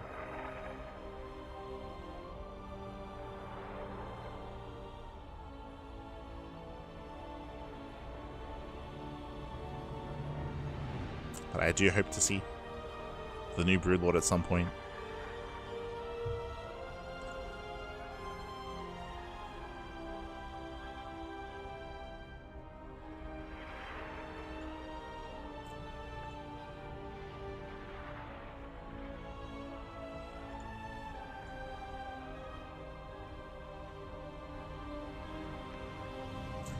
Clem spanned Widow Mines versus Mixu. That's good. Yeah, I'm not entirely sure what the change necessarily what it does. At least the phrasing for me was kind of weird, right? Like the patch note changes for the Widow Mine is drilling claws effectiveness increased. So so I guess it burrows faster, I guess, right? Yeah. So the word effectiveness is really weird verbiage in the patch notes. I was like, what? what are you saying? But I guess it just burrows faster.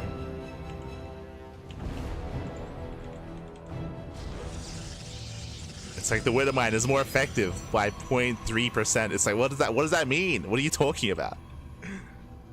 Or 0.3, I should say. But here we go. We're getting into our next game, and spawning in the bottom left-hand corner of Tokamak, we do have the South Green Protoss player. We have the Blue Protoss, Rosane T1, tying up the series and forcing the ace match. It is a herO. And spawning in the top right-hand corner, burst speed. Yeah, it's burst speed, but it's just the phrasing was kind of weird. In the top right-hand corner, we have the red Protoss player for Team Little Fairy. It is Shameless. I had to double check the stream name to see if this was SEL based off of that config. Oh no. Not StarCraft Evolution.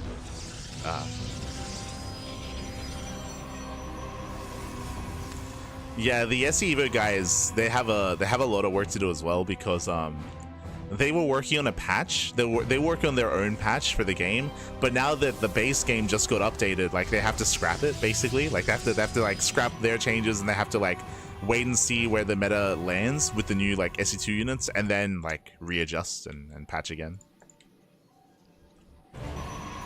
So not envious of the SE boys, the SE Evo boys. As here he's going for the proxy, going for the one base all in.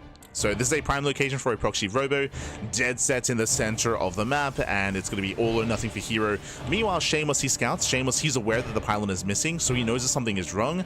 Does Shameless hard counter with a robo, or does he take a risk and go for a Stargate? What's the plan? What are we going for? No shot, he expands. No shot.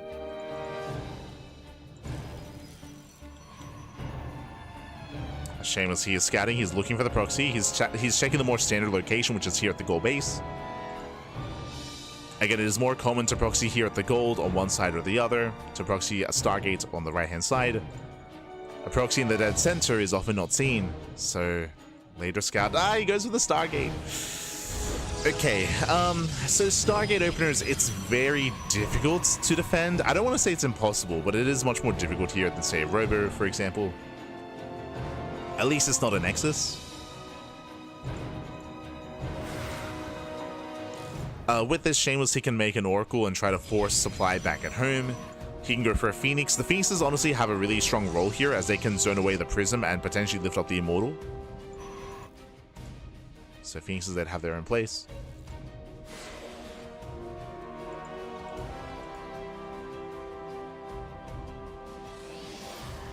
But we'll see as the proxy is confirmed. He knows.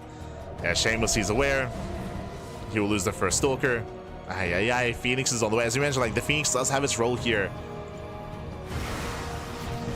As the Stalker does fall. Need those Phoenixes.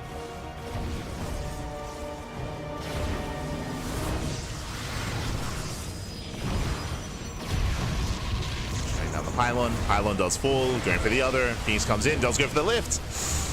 And can he focus out the Immortal? Yeah, the Phoenix is about to run out of energy. The Immortal is going to go down. But FC busts into the middle line. They go for the middle line, probes are falling. But not bad, does get the first Immortal though. That's still going to be 8, 9. 9 probes going down. Prism is exposed, no Stalkers. Prism should go down. Up! Oh, he's going for it. Does go for the 9. And Shameless, can he hold on? There's no Prism, there's no Immortal, but they keep shading into the main base. Pulling Shameless apart. herO, he's going for the Artosis Pylon. And that's all the production. That's all the production. gateways get depowered. There's one Stargate left. Stargate is still powered. Phoenix is trying to catch reinforcements. Now, can Shameless pick off that War Prism once again? Now would not be the time to harass a KK. Turning back around. Phoenix turns back. Drop into the main. Does work on some Zealots. Here we're getting a little bit desperate. Get the circle with those Phoenixes. Island goes down again. Does go for the lift. Okay. Yeah, does go for the lift. Storms do nothing. The Prism is going to be going down. Does fall. Shameless, can he hold? He's got another lift in him. What a mass. Does go for it. It barely gets one more. Barely gets one more. Boys are being pulled. Shameless, can he hold on? Down to 4 Stalkers. Up against 6, but they're very low HP. There's the NG overcharge. Yeah, clutch overcharge out of Shameless. He has to repower those gateways.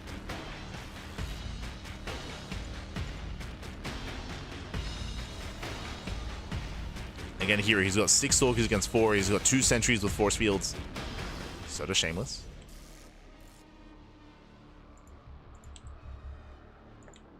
He's trying to catch the Prism. Prism taking some hits. Oh no! Gets baited in. Phoenix is baited.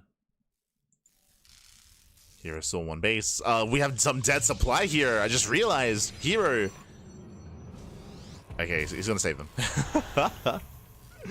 Does bring him in. Now, with those extra Stalkers, he should have enough. Like, here, he should have enough here. Shameless has been losing so many workers. He's been, unfortunately, unable to warp in as well. Has had limited production. And here, he has double the army supply. We just saw Hallucination. No Force Field. Yeah, no Force Field. GG gets called, and with that, herO, he will take the series 3-2. He will advance on to the grand finals. GG. Whew. GG, well played, congratulations. herO, he will claim the series, and with that, my condolences to Shameless. Shameless, he had a really strong performance though. He was able to force the ace match and even beat ByuN before this, so really impressive play there by Shameless, but herO, he will claim it, and with that, we're getting into the finals? Potentially. Let's find out. Let us switch our scenes over and catch up on the brackets. Here we go. So herO, he does advance on, and Clem also advanced on as well. So we do have our confirmed finalists. It's going to be herO versus Clem in a best of 5. Let's go.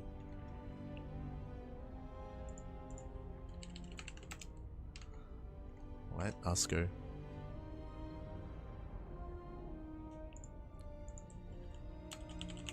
So we do in a moment here. herO versus Clem is soon to begin.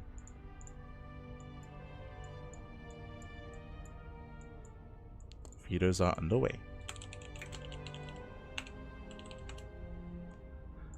If you did tune into the previous series, the previous semis, I would love to know what transpired between Clem and the creator. See how they approach the matchup. Here we go.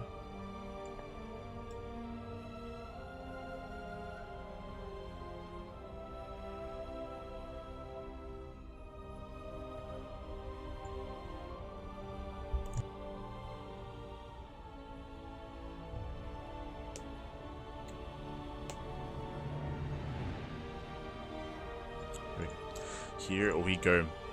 But again, vetoes are underway, and we'll soon be getting into Clem versus herO. Again, it's going to be a best of 5 grand finals here between the 2 players.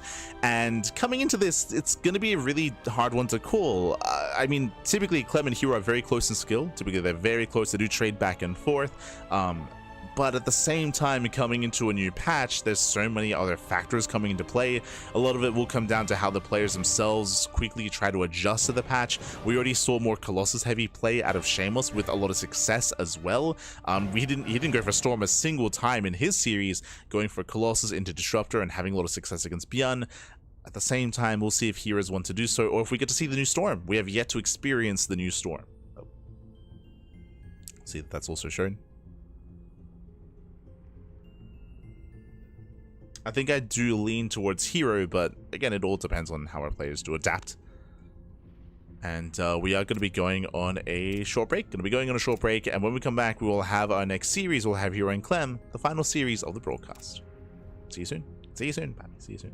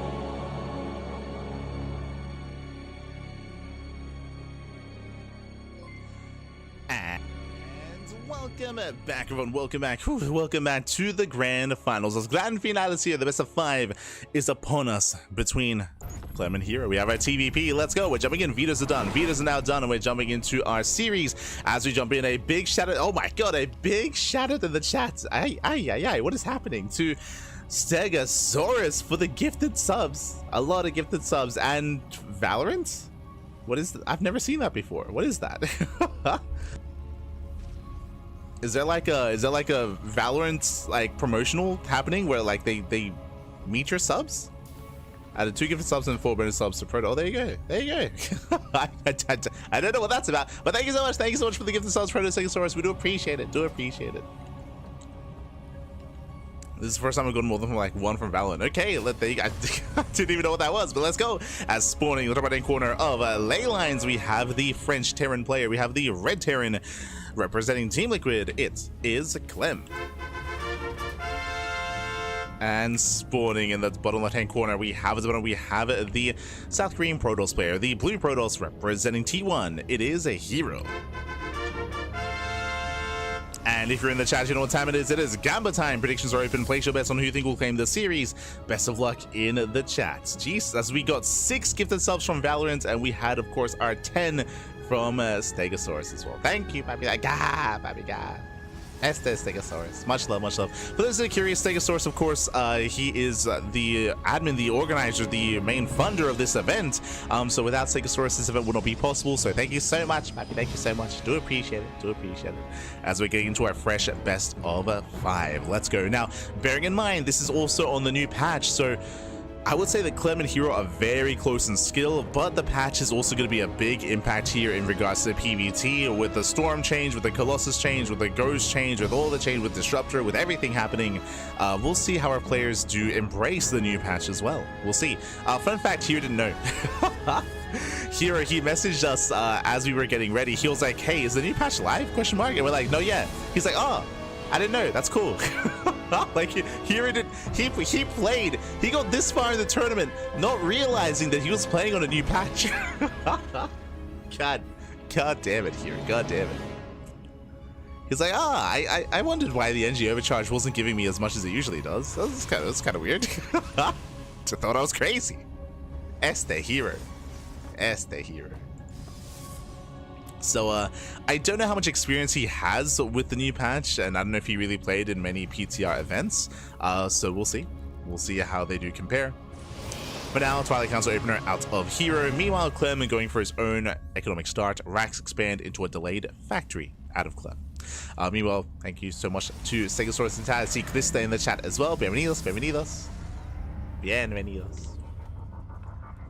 As Blink is on the way, and we are settling in.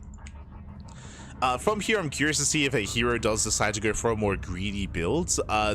Those are those that we could really glean and take from Shameless versus ByuN, but at the same time, I would say that Clem is a much more aggressive Terran player compared to ByuN. So if we do see maybe too much greed out of herO, then Clem would be there to punish. Okay, Robo on 2 bases and a 3rd gateway. So 3-gate Blink out of herO, getting to his own Robo as well. Very safe play out of our Protoss player. This is what we expected, or this is what we expected to see in the previous patch. We're seeing it here as well. So very safe. At the same time, Clem going to be opening up with a Mind Drop.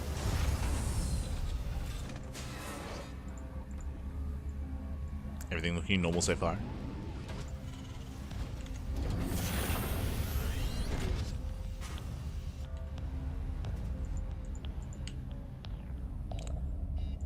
As here we go, we do have the drop across the map.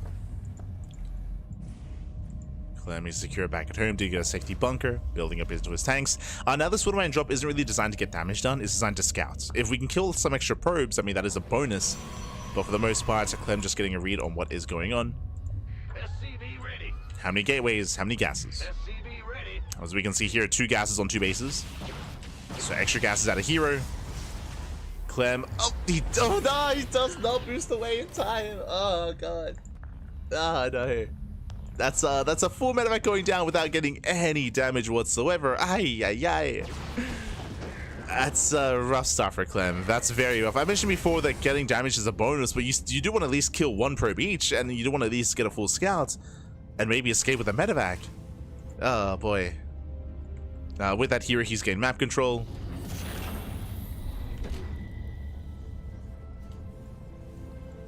Clem, he's in trouble. From here, he can dive into the main. Oh, going for the tank, and he will. Yeah, he does go for the dive. The tank is going to go down. Massive pickup, takes down the tank, going for the Raven. Raven does survive. No shot, we get him. No shot. And hero does pull out, but overall, nice damage out of hero. And again, thankfully, he was told that this is on the new patch before this game, so he doesn't siege up that observer. Gotta be careful. Oh no, speaking of, observer goes down anyway. He does fly too close to the Raven. Observer gets shut down, and here he's going into Storm. Again, a late third base in favor of all these gateways, in favor of Storm, Temple Archives. So again, very safe play at a hero. And for the first time tonight, we're going to be able to see and feature the new Storm. As Shameless did not get Storm at all in his series.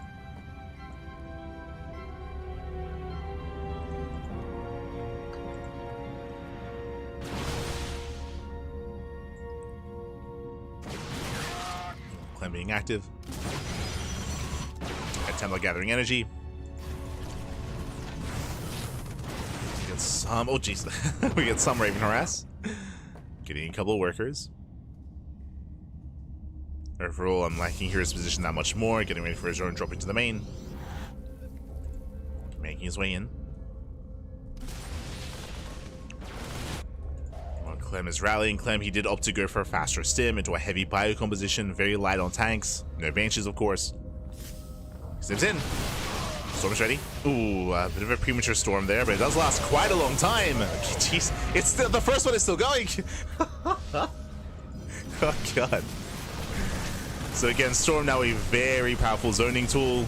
Zealous get into the main base, they force some friendly fire. Kingcastle's shell is denied. And here is gonna get used to that new Storm. Has to get used to that. And we all do when it comes to duration, for sure. Another warp it into the main base. Oof. Catching up more Marauders, and this is getting a bit out of hand. Okay, thankfully Clem does hold. Holds onto the main. Here pushing towards the natural. I mean, the Storm on the ramp is gonna be even more brutal here. There we go, does it. Oh no, the SME's not! It comes out too soon! Clem, you gotta get used to it. He came back too soon. And also, we had the double layer Storm, which was a little bit of a waste. Again, it looks like it's Hero's first time playing on the patch, so it's, again, something you have to get accustomed to.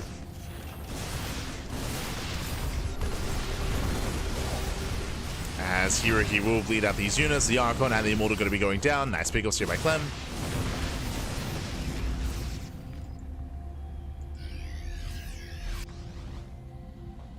Big offs. Is this PTR? No. The PTR is live. So this is a live base game. The game was patched. The patch is live, Pappy. The patch is live.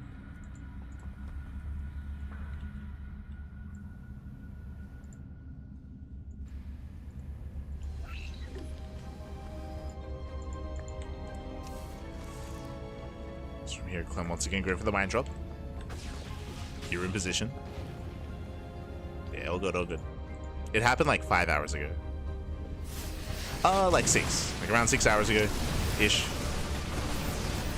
Is when the patch went live.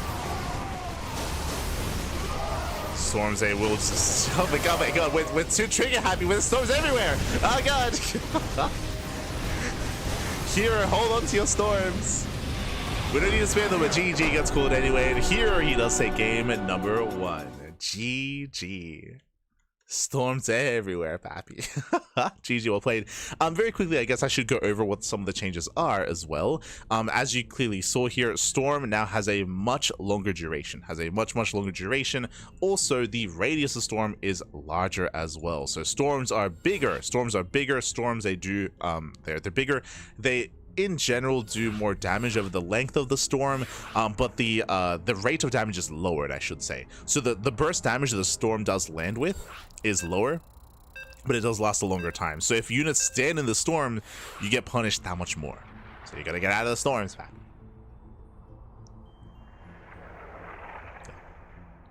And as you saw, it did seem like both players were getting used to it, with Clem pulling the SCVs too soon back into the storm, not used to it surviving or lasting that long. Likewise, herO spamming storms too frequently, not being aware that storms, the duration does last a lot longer, and storms don't stack, so layering storms, there's no benefit to that.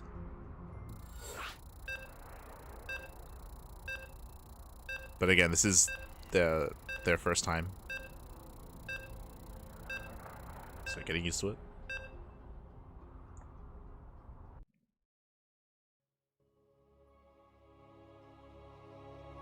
Here we go. Static storm change from 80 damage. Yeah, that's the patch note. Those are curious. Fun fact: this storm as well is different to the storm of the PTR. The PTR was different. The PTR storm was actually bigger. Was actually bigger in terms of radius, but here we go. So it was reduced. Actually, they did reduce the size of storm for the live version. But here we go. We're getting into game number 2, and spawning in the bottom right hand corner of Last Fantasy, we have the red Protoss player. We have the red Protoss himself, the South Korean Protoss, representing T1, leading the series 1-0. It is a herO. And spawning in the bottom left-hand corner, we have his opponent. We have the French Terran player. We have the blue Terran representing Team Liquid. It is a Clem.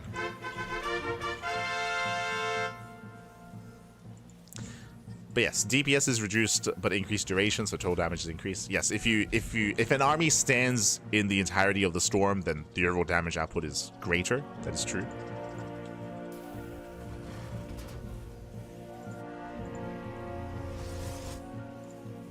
So now, basically, it's a much stronger zoning tool. It's a very strong zoning tool. As once you see the storms, you're gonna get the hell out of there.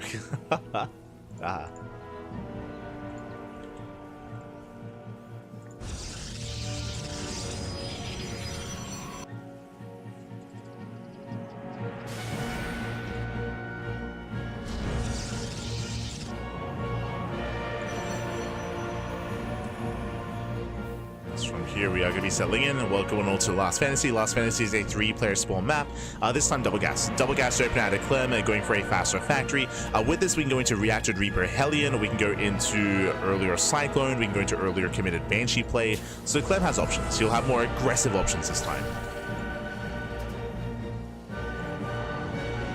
Much more aggressive. Of course, the other big change is the change to the Ghost. The Ghost is now a light unit, which means that it's going to be more vulnerable to units like Colossus. That is going to be impactful in this matchup that we've already seen in the tournament, and also, of course, the Baneling. So Ling Bane is going to be much stronger against bio-heavy compositions.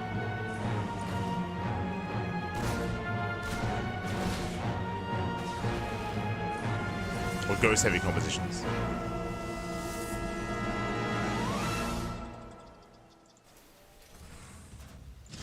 And it does feel like there are going to be a lot of ramifications because of that, but again, we'll see when it comes to testing, we'll see when it comes to the new map pool as well.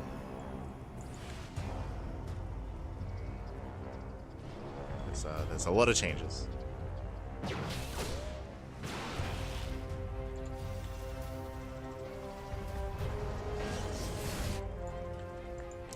As here he's looking for his opponent, does check for the third, checking for Clem.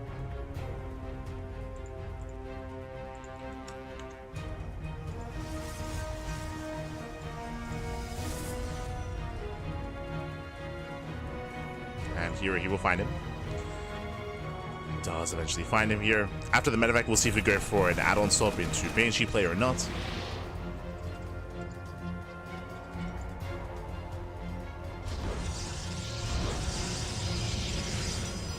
Here once again just going for a bit of a safer start, getting into 3-gate blink.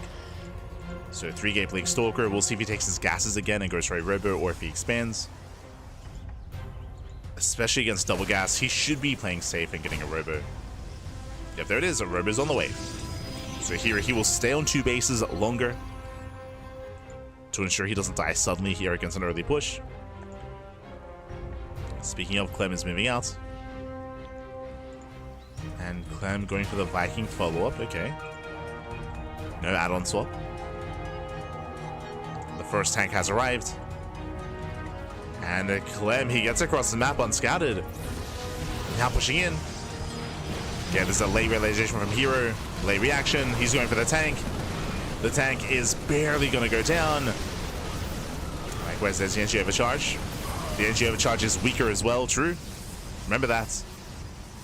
Shield battery already out of energy, but it should be enough. Yeah, it should be enough. herO, he will force this back. He will shut this down. Blink is done in 1 second. Oh, can he catch him? Oh, he can. Gets the Cyclone at least.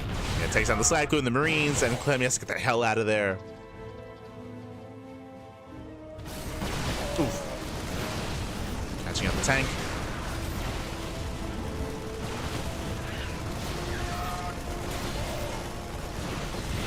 And with that, Clem, he will lose everything here. He just went well out of control. The tank is popping out just in time, but despite that, SCVs are going to fall. Gets into the mineral line.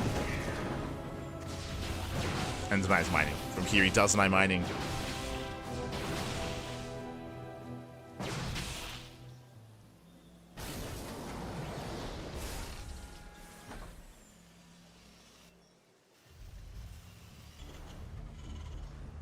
Energy overcharge was nerfed? Yes. So now there are going to be less storms than previously. I mean, again, there's a lot factoring in. But here, he should break through. GG gets called. Here, he overwhelms Clem. He shuts him down. He punishes the aggression. And herO extends his lead in the series. GG. GG, well played. Winding it back, Clem, he was hyper aggressive. The problem with these aggressive builds, though, that we saw at Clem, that we were trying to emphasize, is that herO played very safe. He went for a very safe build. He stayed on 2 bases, got into a robo as well. And with that, herO was able to shut Clem down. Let's go. Let us go. So getting into game 3.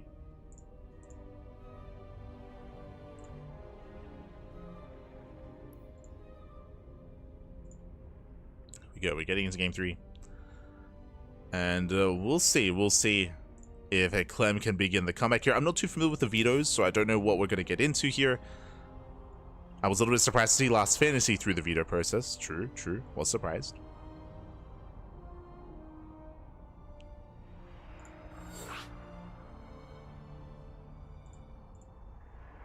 Okay.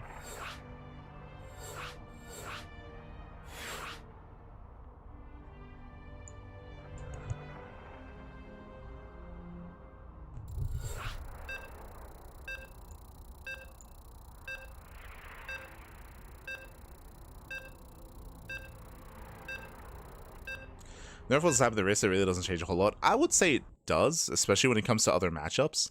When it comes to PvT, energy overcharge and shield batteries matters a little bit less because Protoss players were already playing safe, right? They were already playing safe. They already stopped going for faster third bases, so they're already staying on 2 bases that much longer anyway, and prioritizing and having a larger army early on to begin with. When it comes to the amount of storms, I mean, I do feel like that is impactful, that is important. There's going to be less storms, in general, less vision as well. It's important to bear in mind that there are going to be less hallucinations, and of course, observer scouting is going to be minimized, or it's going to be more difficult. So something like drop play and mid-game aggression ideally is going to be a little bit better for Terran. That is the most important thing. In my opinion, I don't think it's enough. Like, I do think that Terran does need more help in the mid-game. But we've already spoken about that. But here we go. We're getting into our next game, and spawning in the bottom right-hand corner of PyLon, we have the French Terran player. We have the French Terran, we have the Red Terran representing Team Liquid. It is Clem. And spawning in the top left-hand corner, we have the South Green Protoss player, we have the Blue Protoss representing T1, leading the series 2-0. It is a herO. Let's go, as Clem, he does move out across the map, and he's going for the eBay block. Now, as we load into PyLon, this is a map where I would favor Clem. PyLon is known for aggression, is known for all-ins. This is where a much more aggressive build from the side of Clem can be a lot more successful here on PyLon. Likewise, we're expecting safe play out of herO, but if herO is forced to take the unnatural natural, then it's going to be a very tough hold for the Protoss. But herO scouts. Here he does check, he should pull the boys, and he should be able to deny this. Too late. Yeah, too little too late.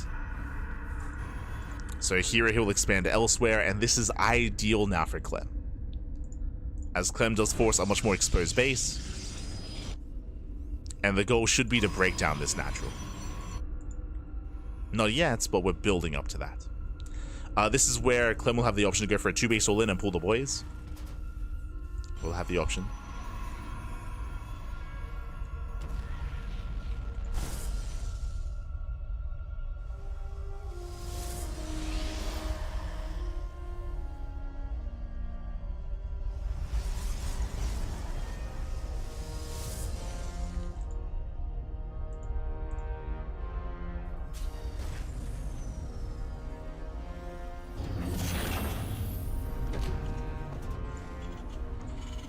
And from here we do have our CC on the high ground. Again, factory first.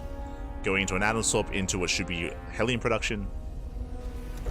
And herO opening up Stargate. Now, Stargate openers are a lot more common if you do open up with an unnatural natural. The reasoning for this is because it is a little bit easier to defend because your air unit doesn't care about terrain, right? Stalkers traversing back and forth from your main base or from the third base location can be very awkward. So units like Oracles, units like Phoenixes can have an easier time defending and keeping up and rotating between the expansions. The downside is that Stargate openers do leave you vulnerable against 2-base all-ins, and we're expecting a 2-base all-in out of Clem. Is what we're expecting, but we still have yet to get there.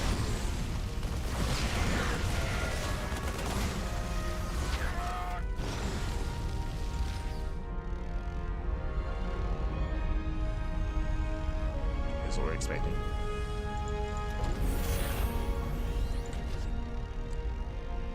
Does move out.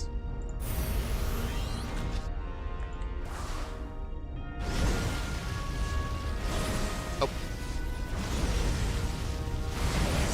Losing one of his Hellions. I mean, losing already a Hellion is brutal. The Oracle has a ride. When we spoke about the Oracle, we'll be able to shut down these Hellions. And the Hellions, they do 0 damage across the map. I mean, that is a big loss early on. Ideally, you preserve your Hellions, you build them up, and you're able to harass as he was distracted. But to rally them across, things don't really bode well here for Clem. Now, we can still turn this into an all-in, of course. You can throw down another Rax, build up early tanks, but for now, he is stuck at home.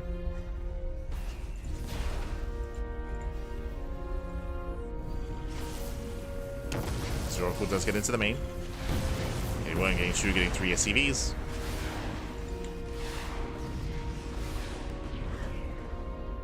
Yeah, 5 worker kills in total. Not a bad start out of herO. Clem is going for the Liberator. Already moving out. Okay. Does go for an earlier push. Blink is not going to be a factor. Locks onto the Oracle.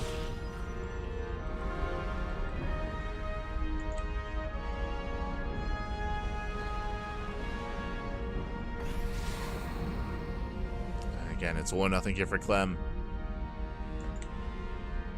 He's got his first tank. We'll see if herO can close that distance. There's the early siege. herO just has to play it slow. Oh, it's made it in. Takes 2 tank shots to the face, to the Adept. And thankfully, Clem backs off. He pulls back for now. Waiting for Stim. Stim is on the way. Oracles, they hit the natural. SCVs are exposed. And with that, it's going to be another 2 SCV kills. And we're still not done. Yeah, this is too much. This is just getting out of hand. In total, 9 SCV kills, and both Oracles get away. They get away, but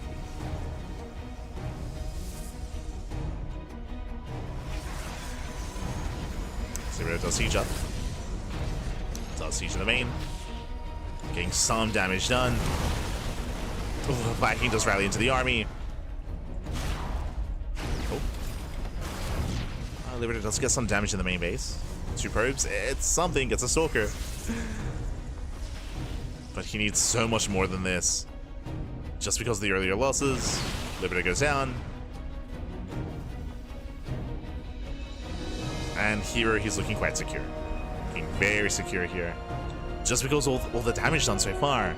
Losing the Hellions, the Viking, the Liberator, 9 SCVs. It has been some brutal losses here for Clem.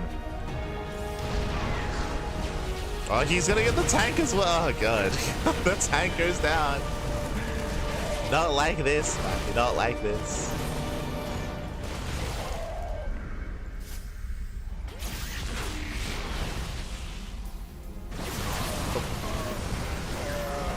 So let's move in. So many Marines going to be going down here to the Stalkers. Very efficient trade for the Protoss. No, don't bait him. He gets baited. Oh my God, stasis goes off. And here he's just going for the dive. He's just going to go for the kill here. There's barely an army standing. Bates had the mine shot. Ay, ay, ay.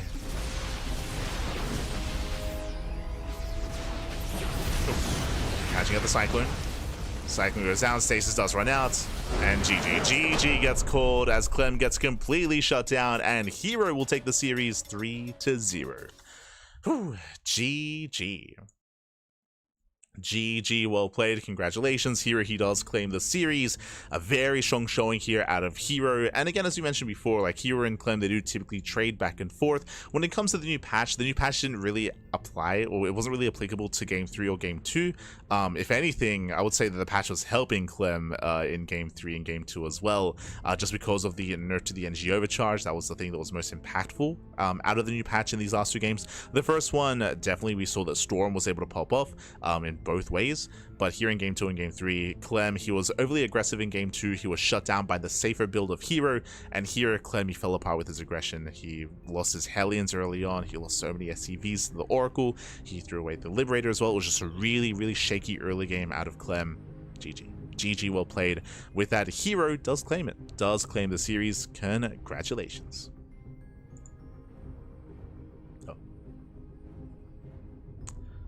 Here we go.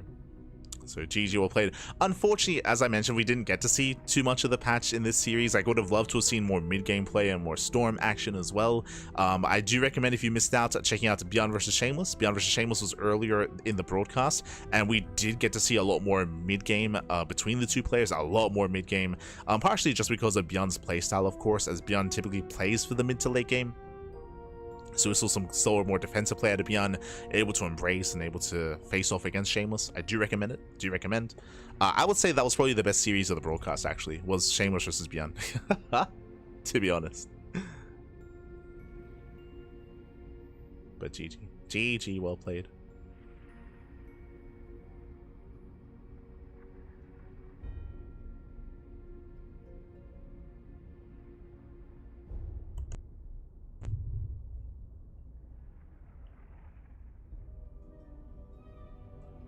To see game 1, Storm clearly destroyed Clem's usually go-tier micro.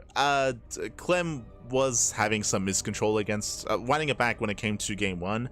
I would say that both players seemed a little bit unfamiliar with the game state, because Clem was actually moving back into the storms too soon, so he was taking extra damage after kiting back. So it's a bit of a learning process for both players. Because the patch just went live a couple of hours ago, I would say that we still need time for the players to adjust for sure.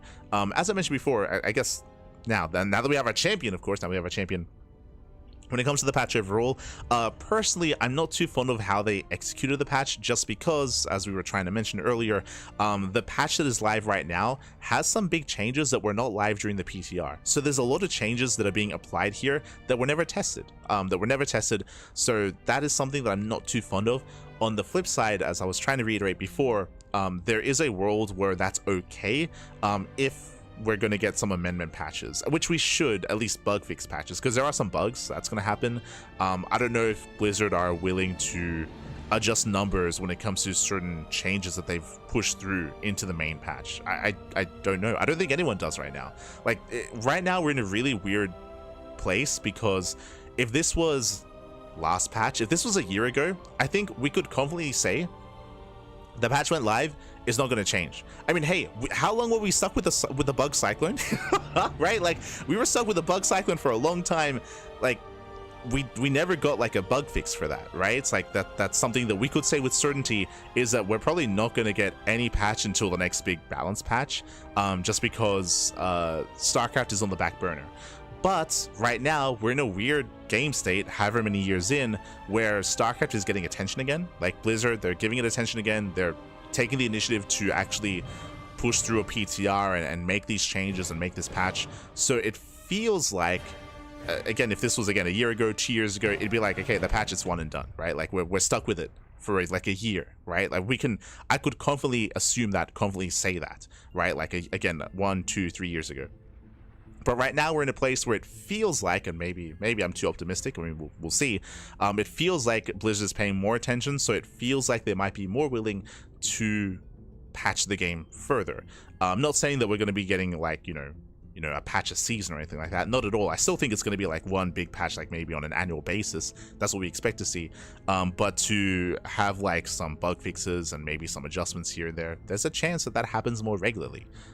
there's a chance I would say that. I don't know if I'm fully committed to saying that this will happen or this won't happen, but it does feel like, you know, there's a team, or at least a guy. there's at least one guy out there over at Blizzard that's putting in some time and putting in some effort here, and I would want to believe that they're not gonna like push the patch through and just abandon it. Like it feels like this is not, you know, again, the same attention that we've been getting for the past couple of years from Blizzard. It feels to be the case. So yeah, so I'm you know, tentatively optimistic moving forward, that I would hope that we would see some other changes. Of course, the other big change that's going to be happening, if you remember, like, I was so confident as well that we were not going to get the patch live until the TLMC maps go through. Clearly wrong on that one, like, clearly. We of course have the new maps on the horizon as well. That is something that I'm very excited about, and yeah, having a new patch here is crazy times. I don't think anyone expected it to be live this quickly, this soon, for better or for worse. Bless the Blizzard intern. I'm telling you, he's no longer an intern, Pappy. That was the meme. He got promoted. He's getting paid. the intern. He's at least like a contractor now or something. I don't know. Like he's getting something. Let's go. Took how many years? No longer an intern. Beautiful, beautiful. He's now on minimum wage. He's not. So yeah, so I want to be, you know, a little bit optimistic about them, you know, amending the patch or adding more updates, I should say. But you know, time will tell. At the end of the day, it's still, again, the patch has been live for less than a day, so still have a lot more games to go through. Of course, there's going to be a lot of testing done because of the sheer amount of online tournaments, of course, that are going to be taking place. Speaking of, we're going to be seeing another big event happening tonight. Here we go. Speaking of, bam, here we go. We do have our schedule here. So quickly switching the scenes over. We did just wrap up our morning broadcast. We have the PiGosaur Cup this morning. We just wrapped up, of course. And this evening, we're going to be live with Little League Cup. Little League Cup is another big major tournament. Expect to see a lot of the same faces, even more actually. Expect to see players like Shin, Solar, herO, Clem, MaxPack, Showtime. A lot of the big names from Europe and big names from Korea typically face off in Little League Cup. So do look forward to it. That's going to be later on tonight. Starting tomorrow, we have the Starfest qualifiers. I'm a little bit tentative on that just because I was just notified yesterday that I might not be available to cast the initial Starfest event, the initial qualifier, but we should be there for some of the other qualifiers. So I'm a little bit tentative on the Thursday morning cast, just because I might have something else to take care of. Likewise, Friday as well. Friday, there's another Starfest cast, but I'm going to be missing it, unfortunately.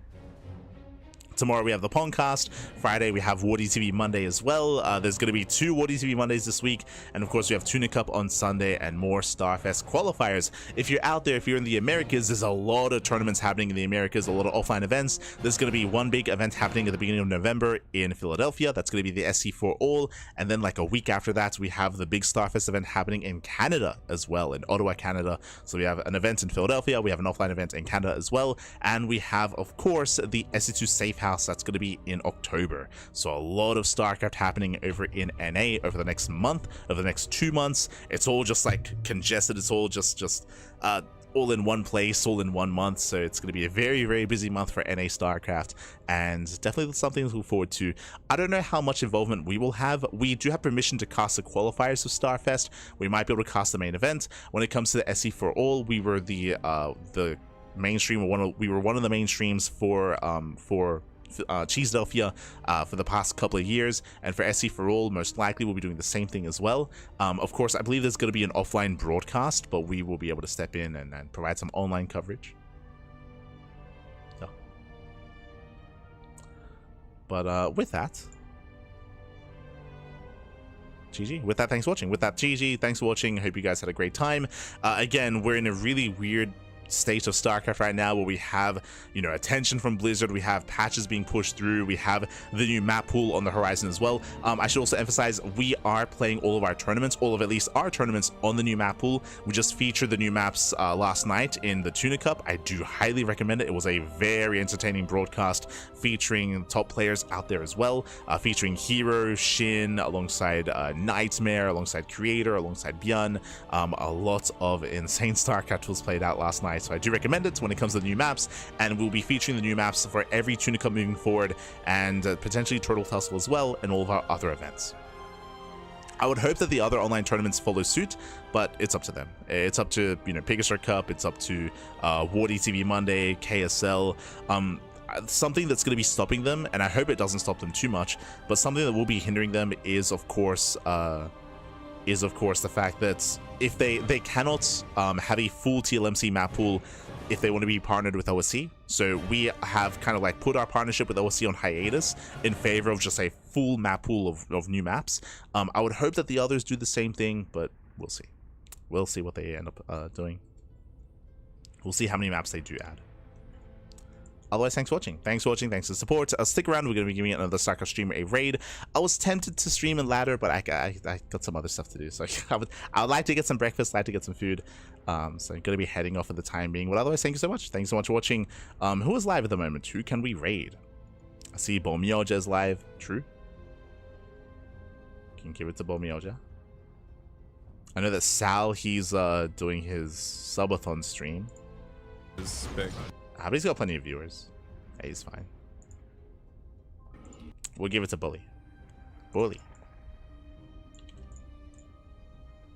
Thank you. Do our best. But yeah, we'll see you guys tomorrow. We'll see you guys later on tonight, sorry, with Little League Cup. See you then. Ciao, papi, ciao. Until next time. Hasta luego.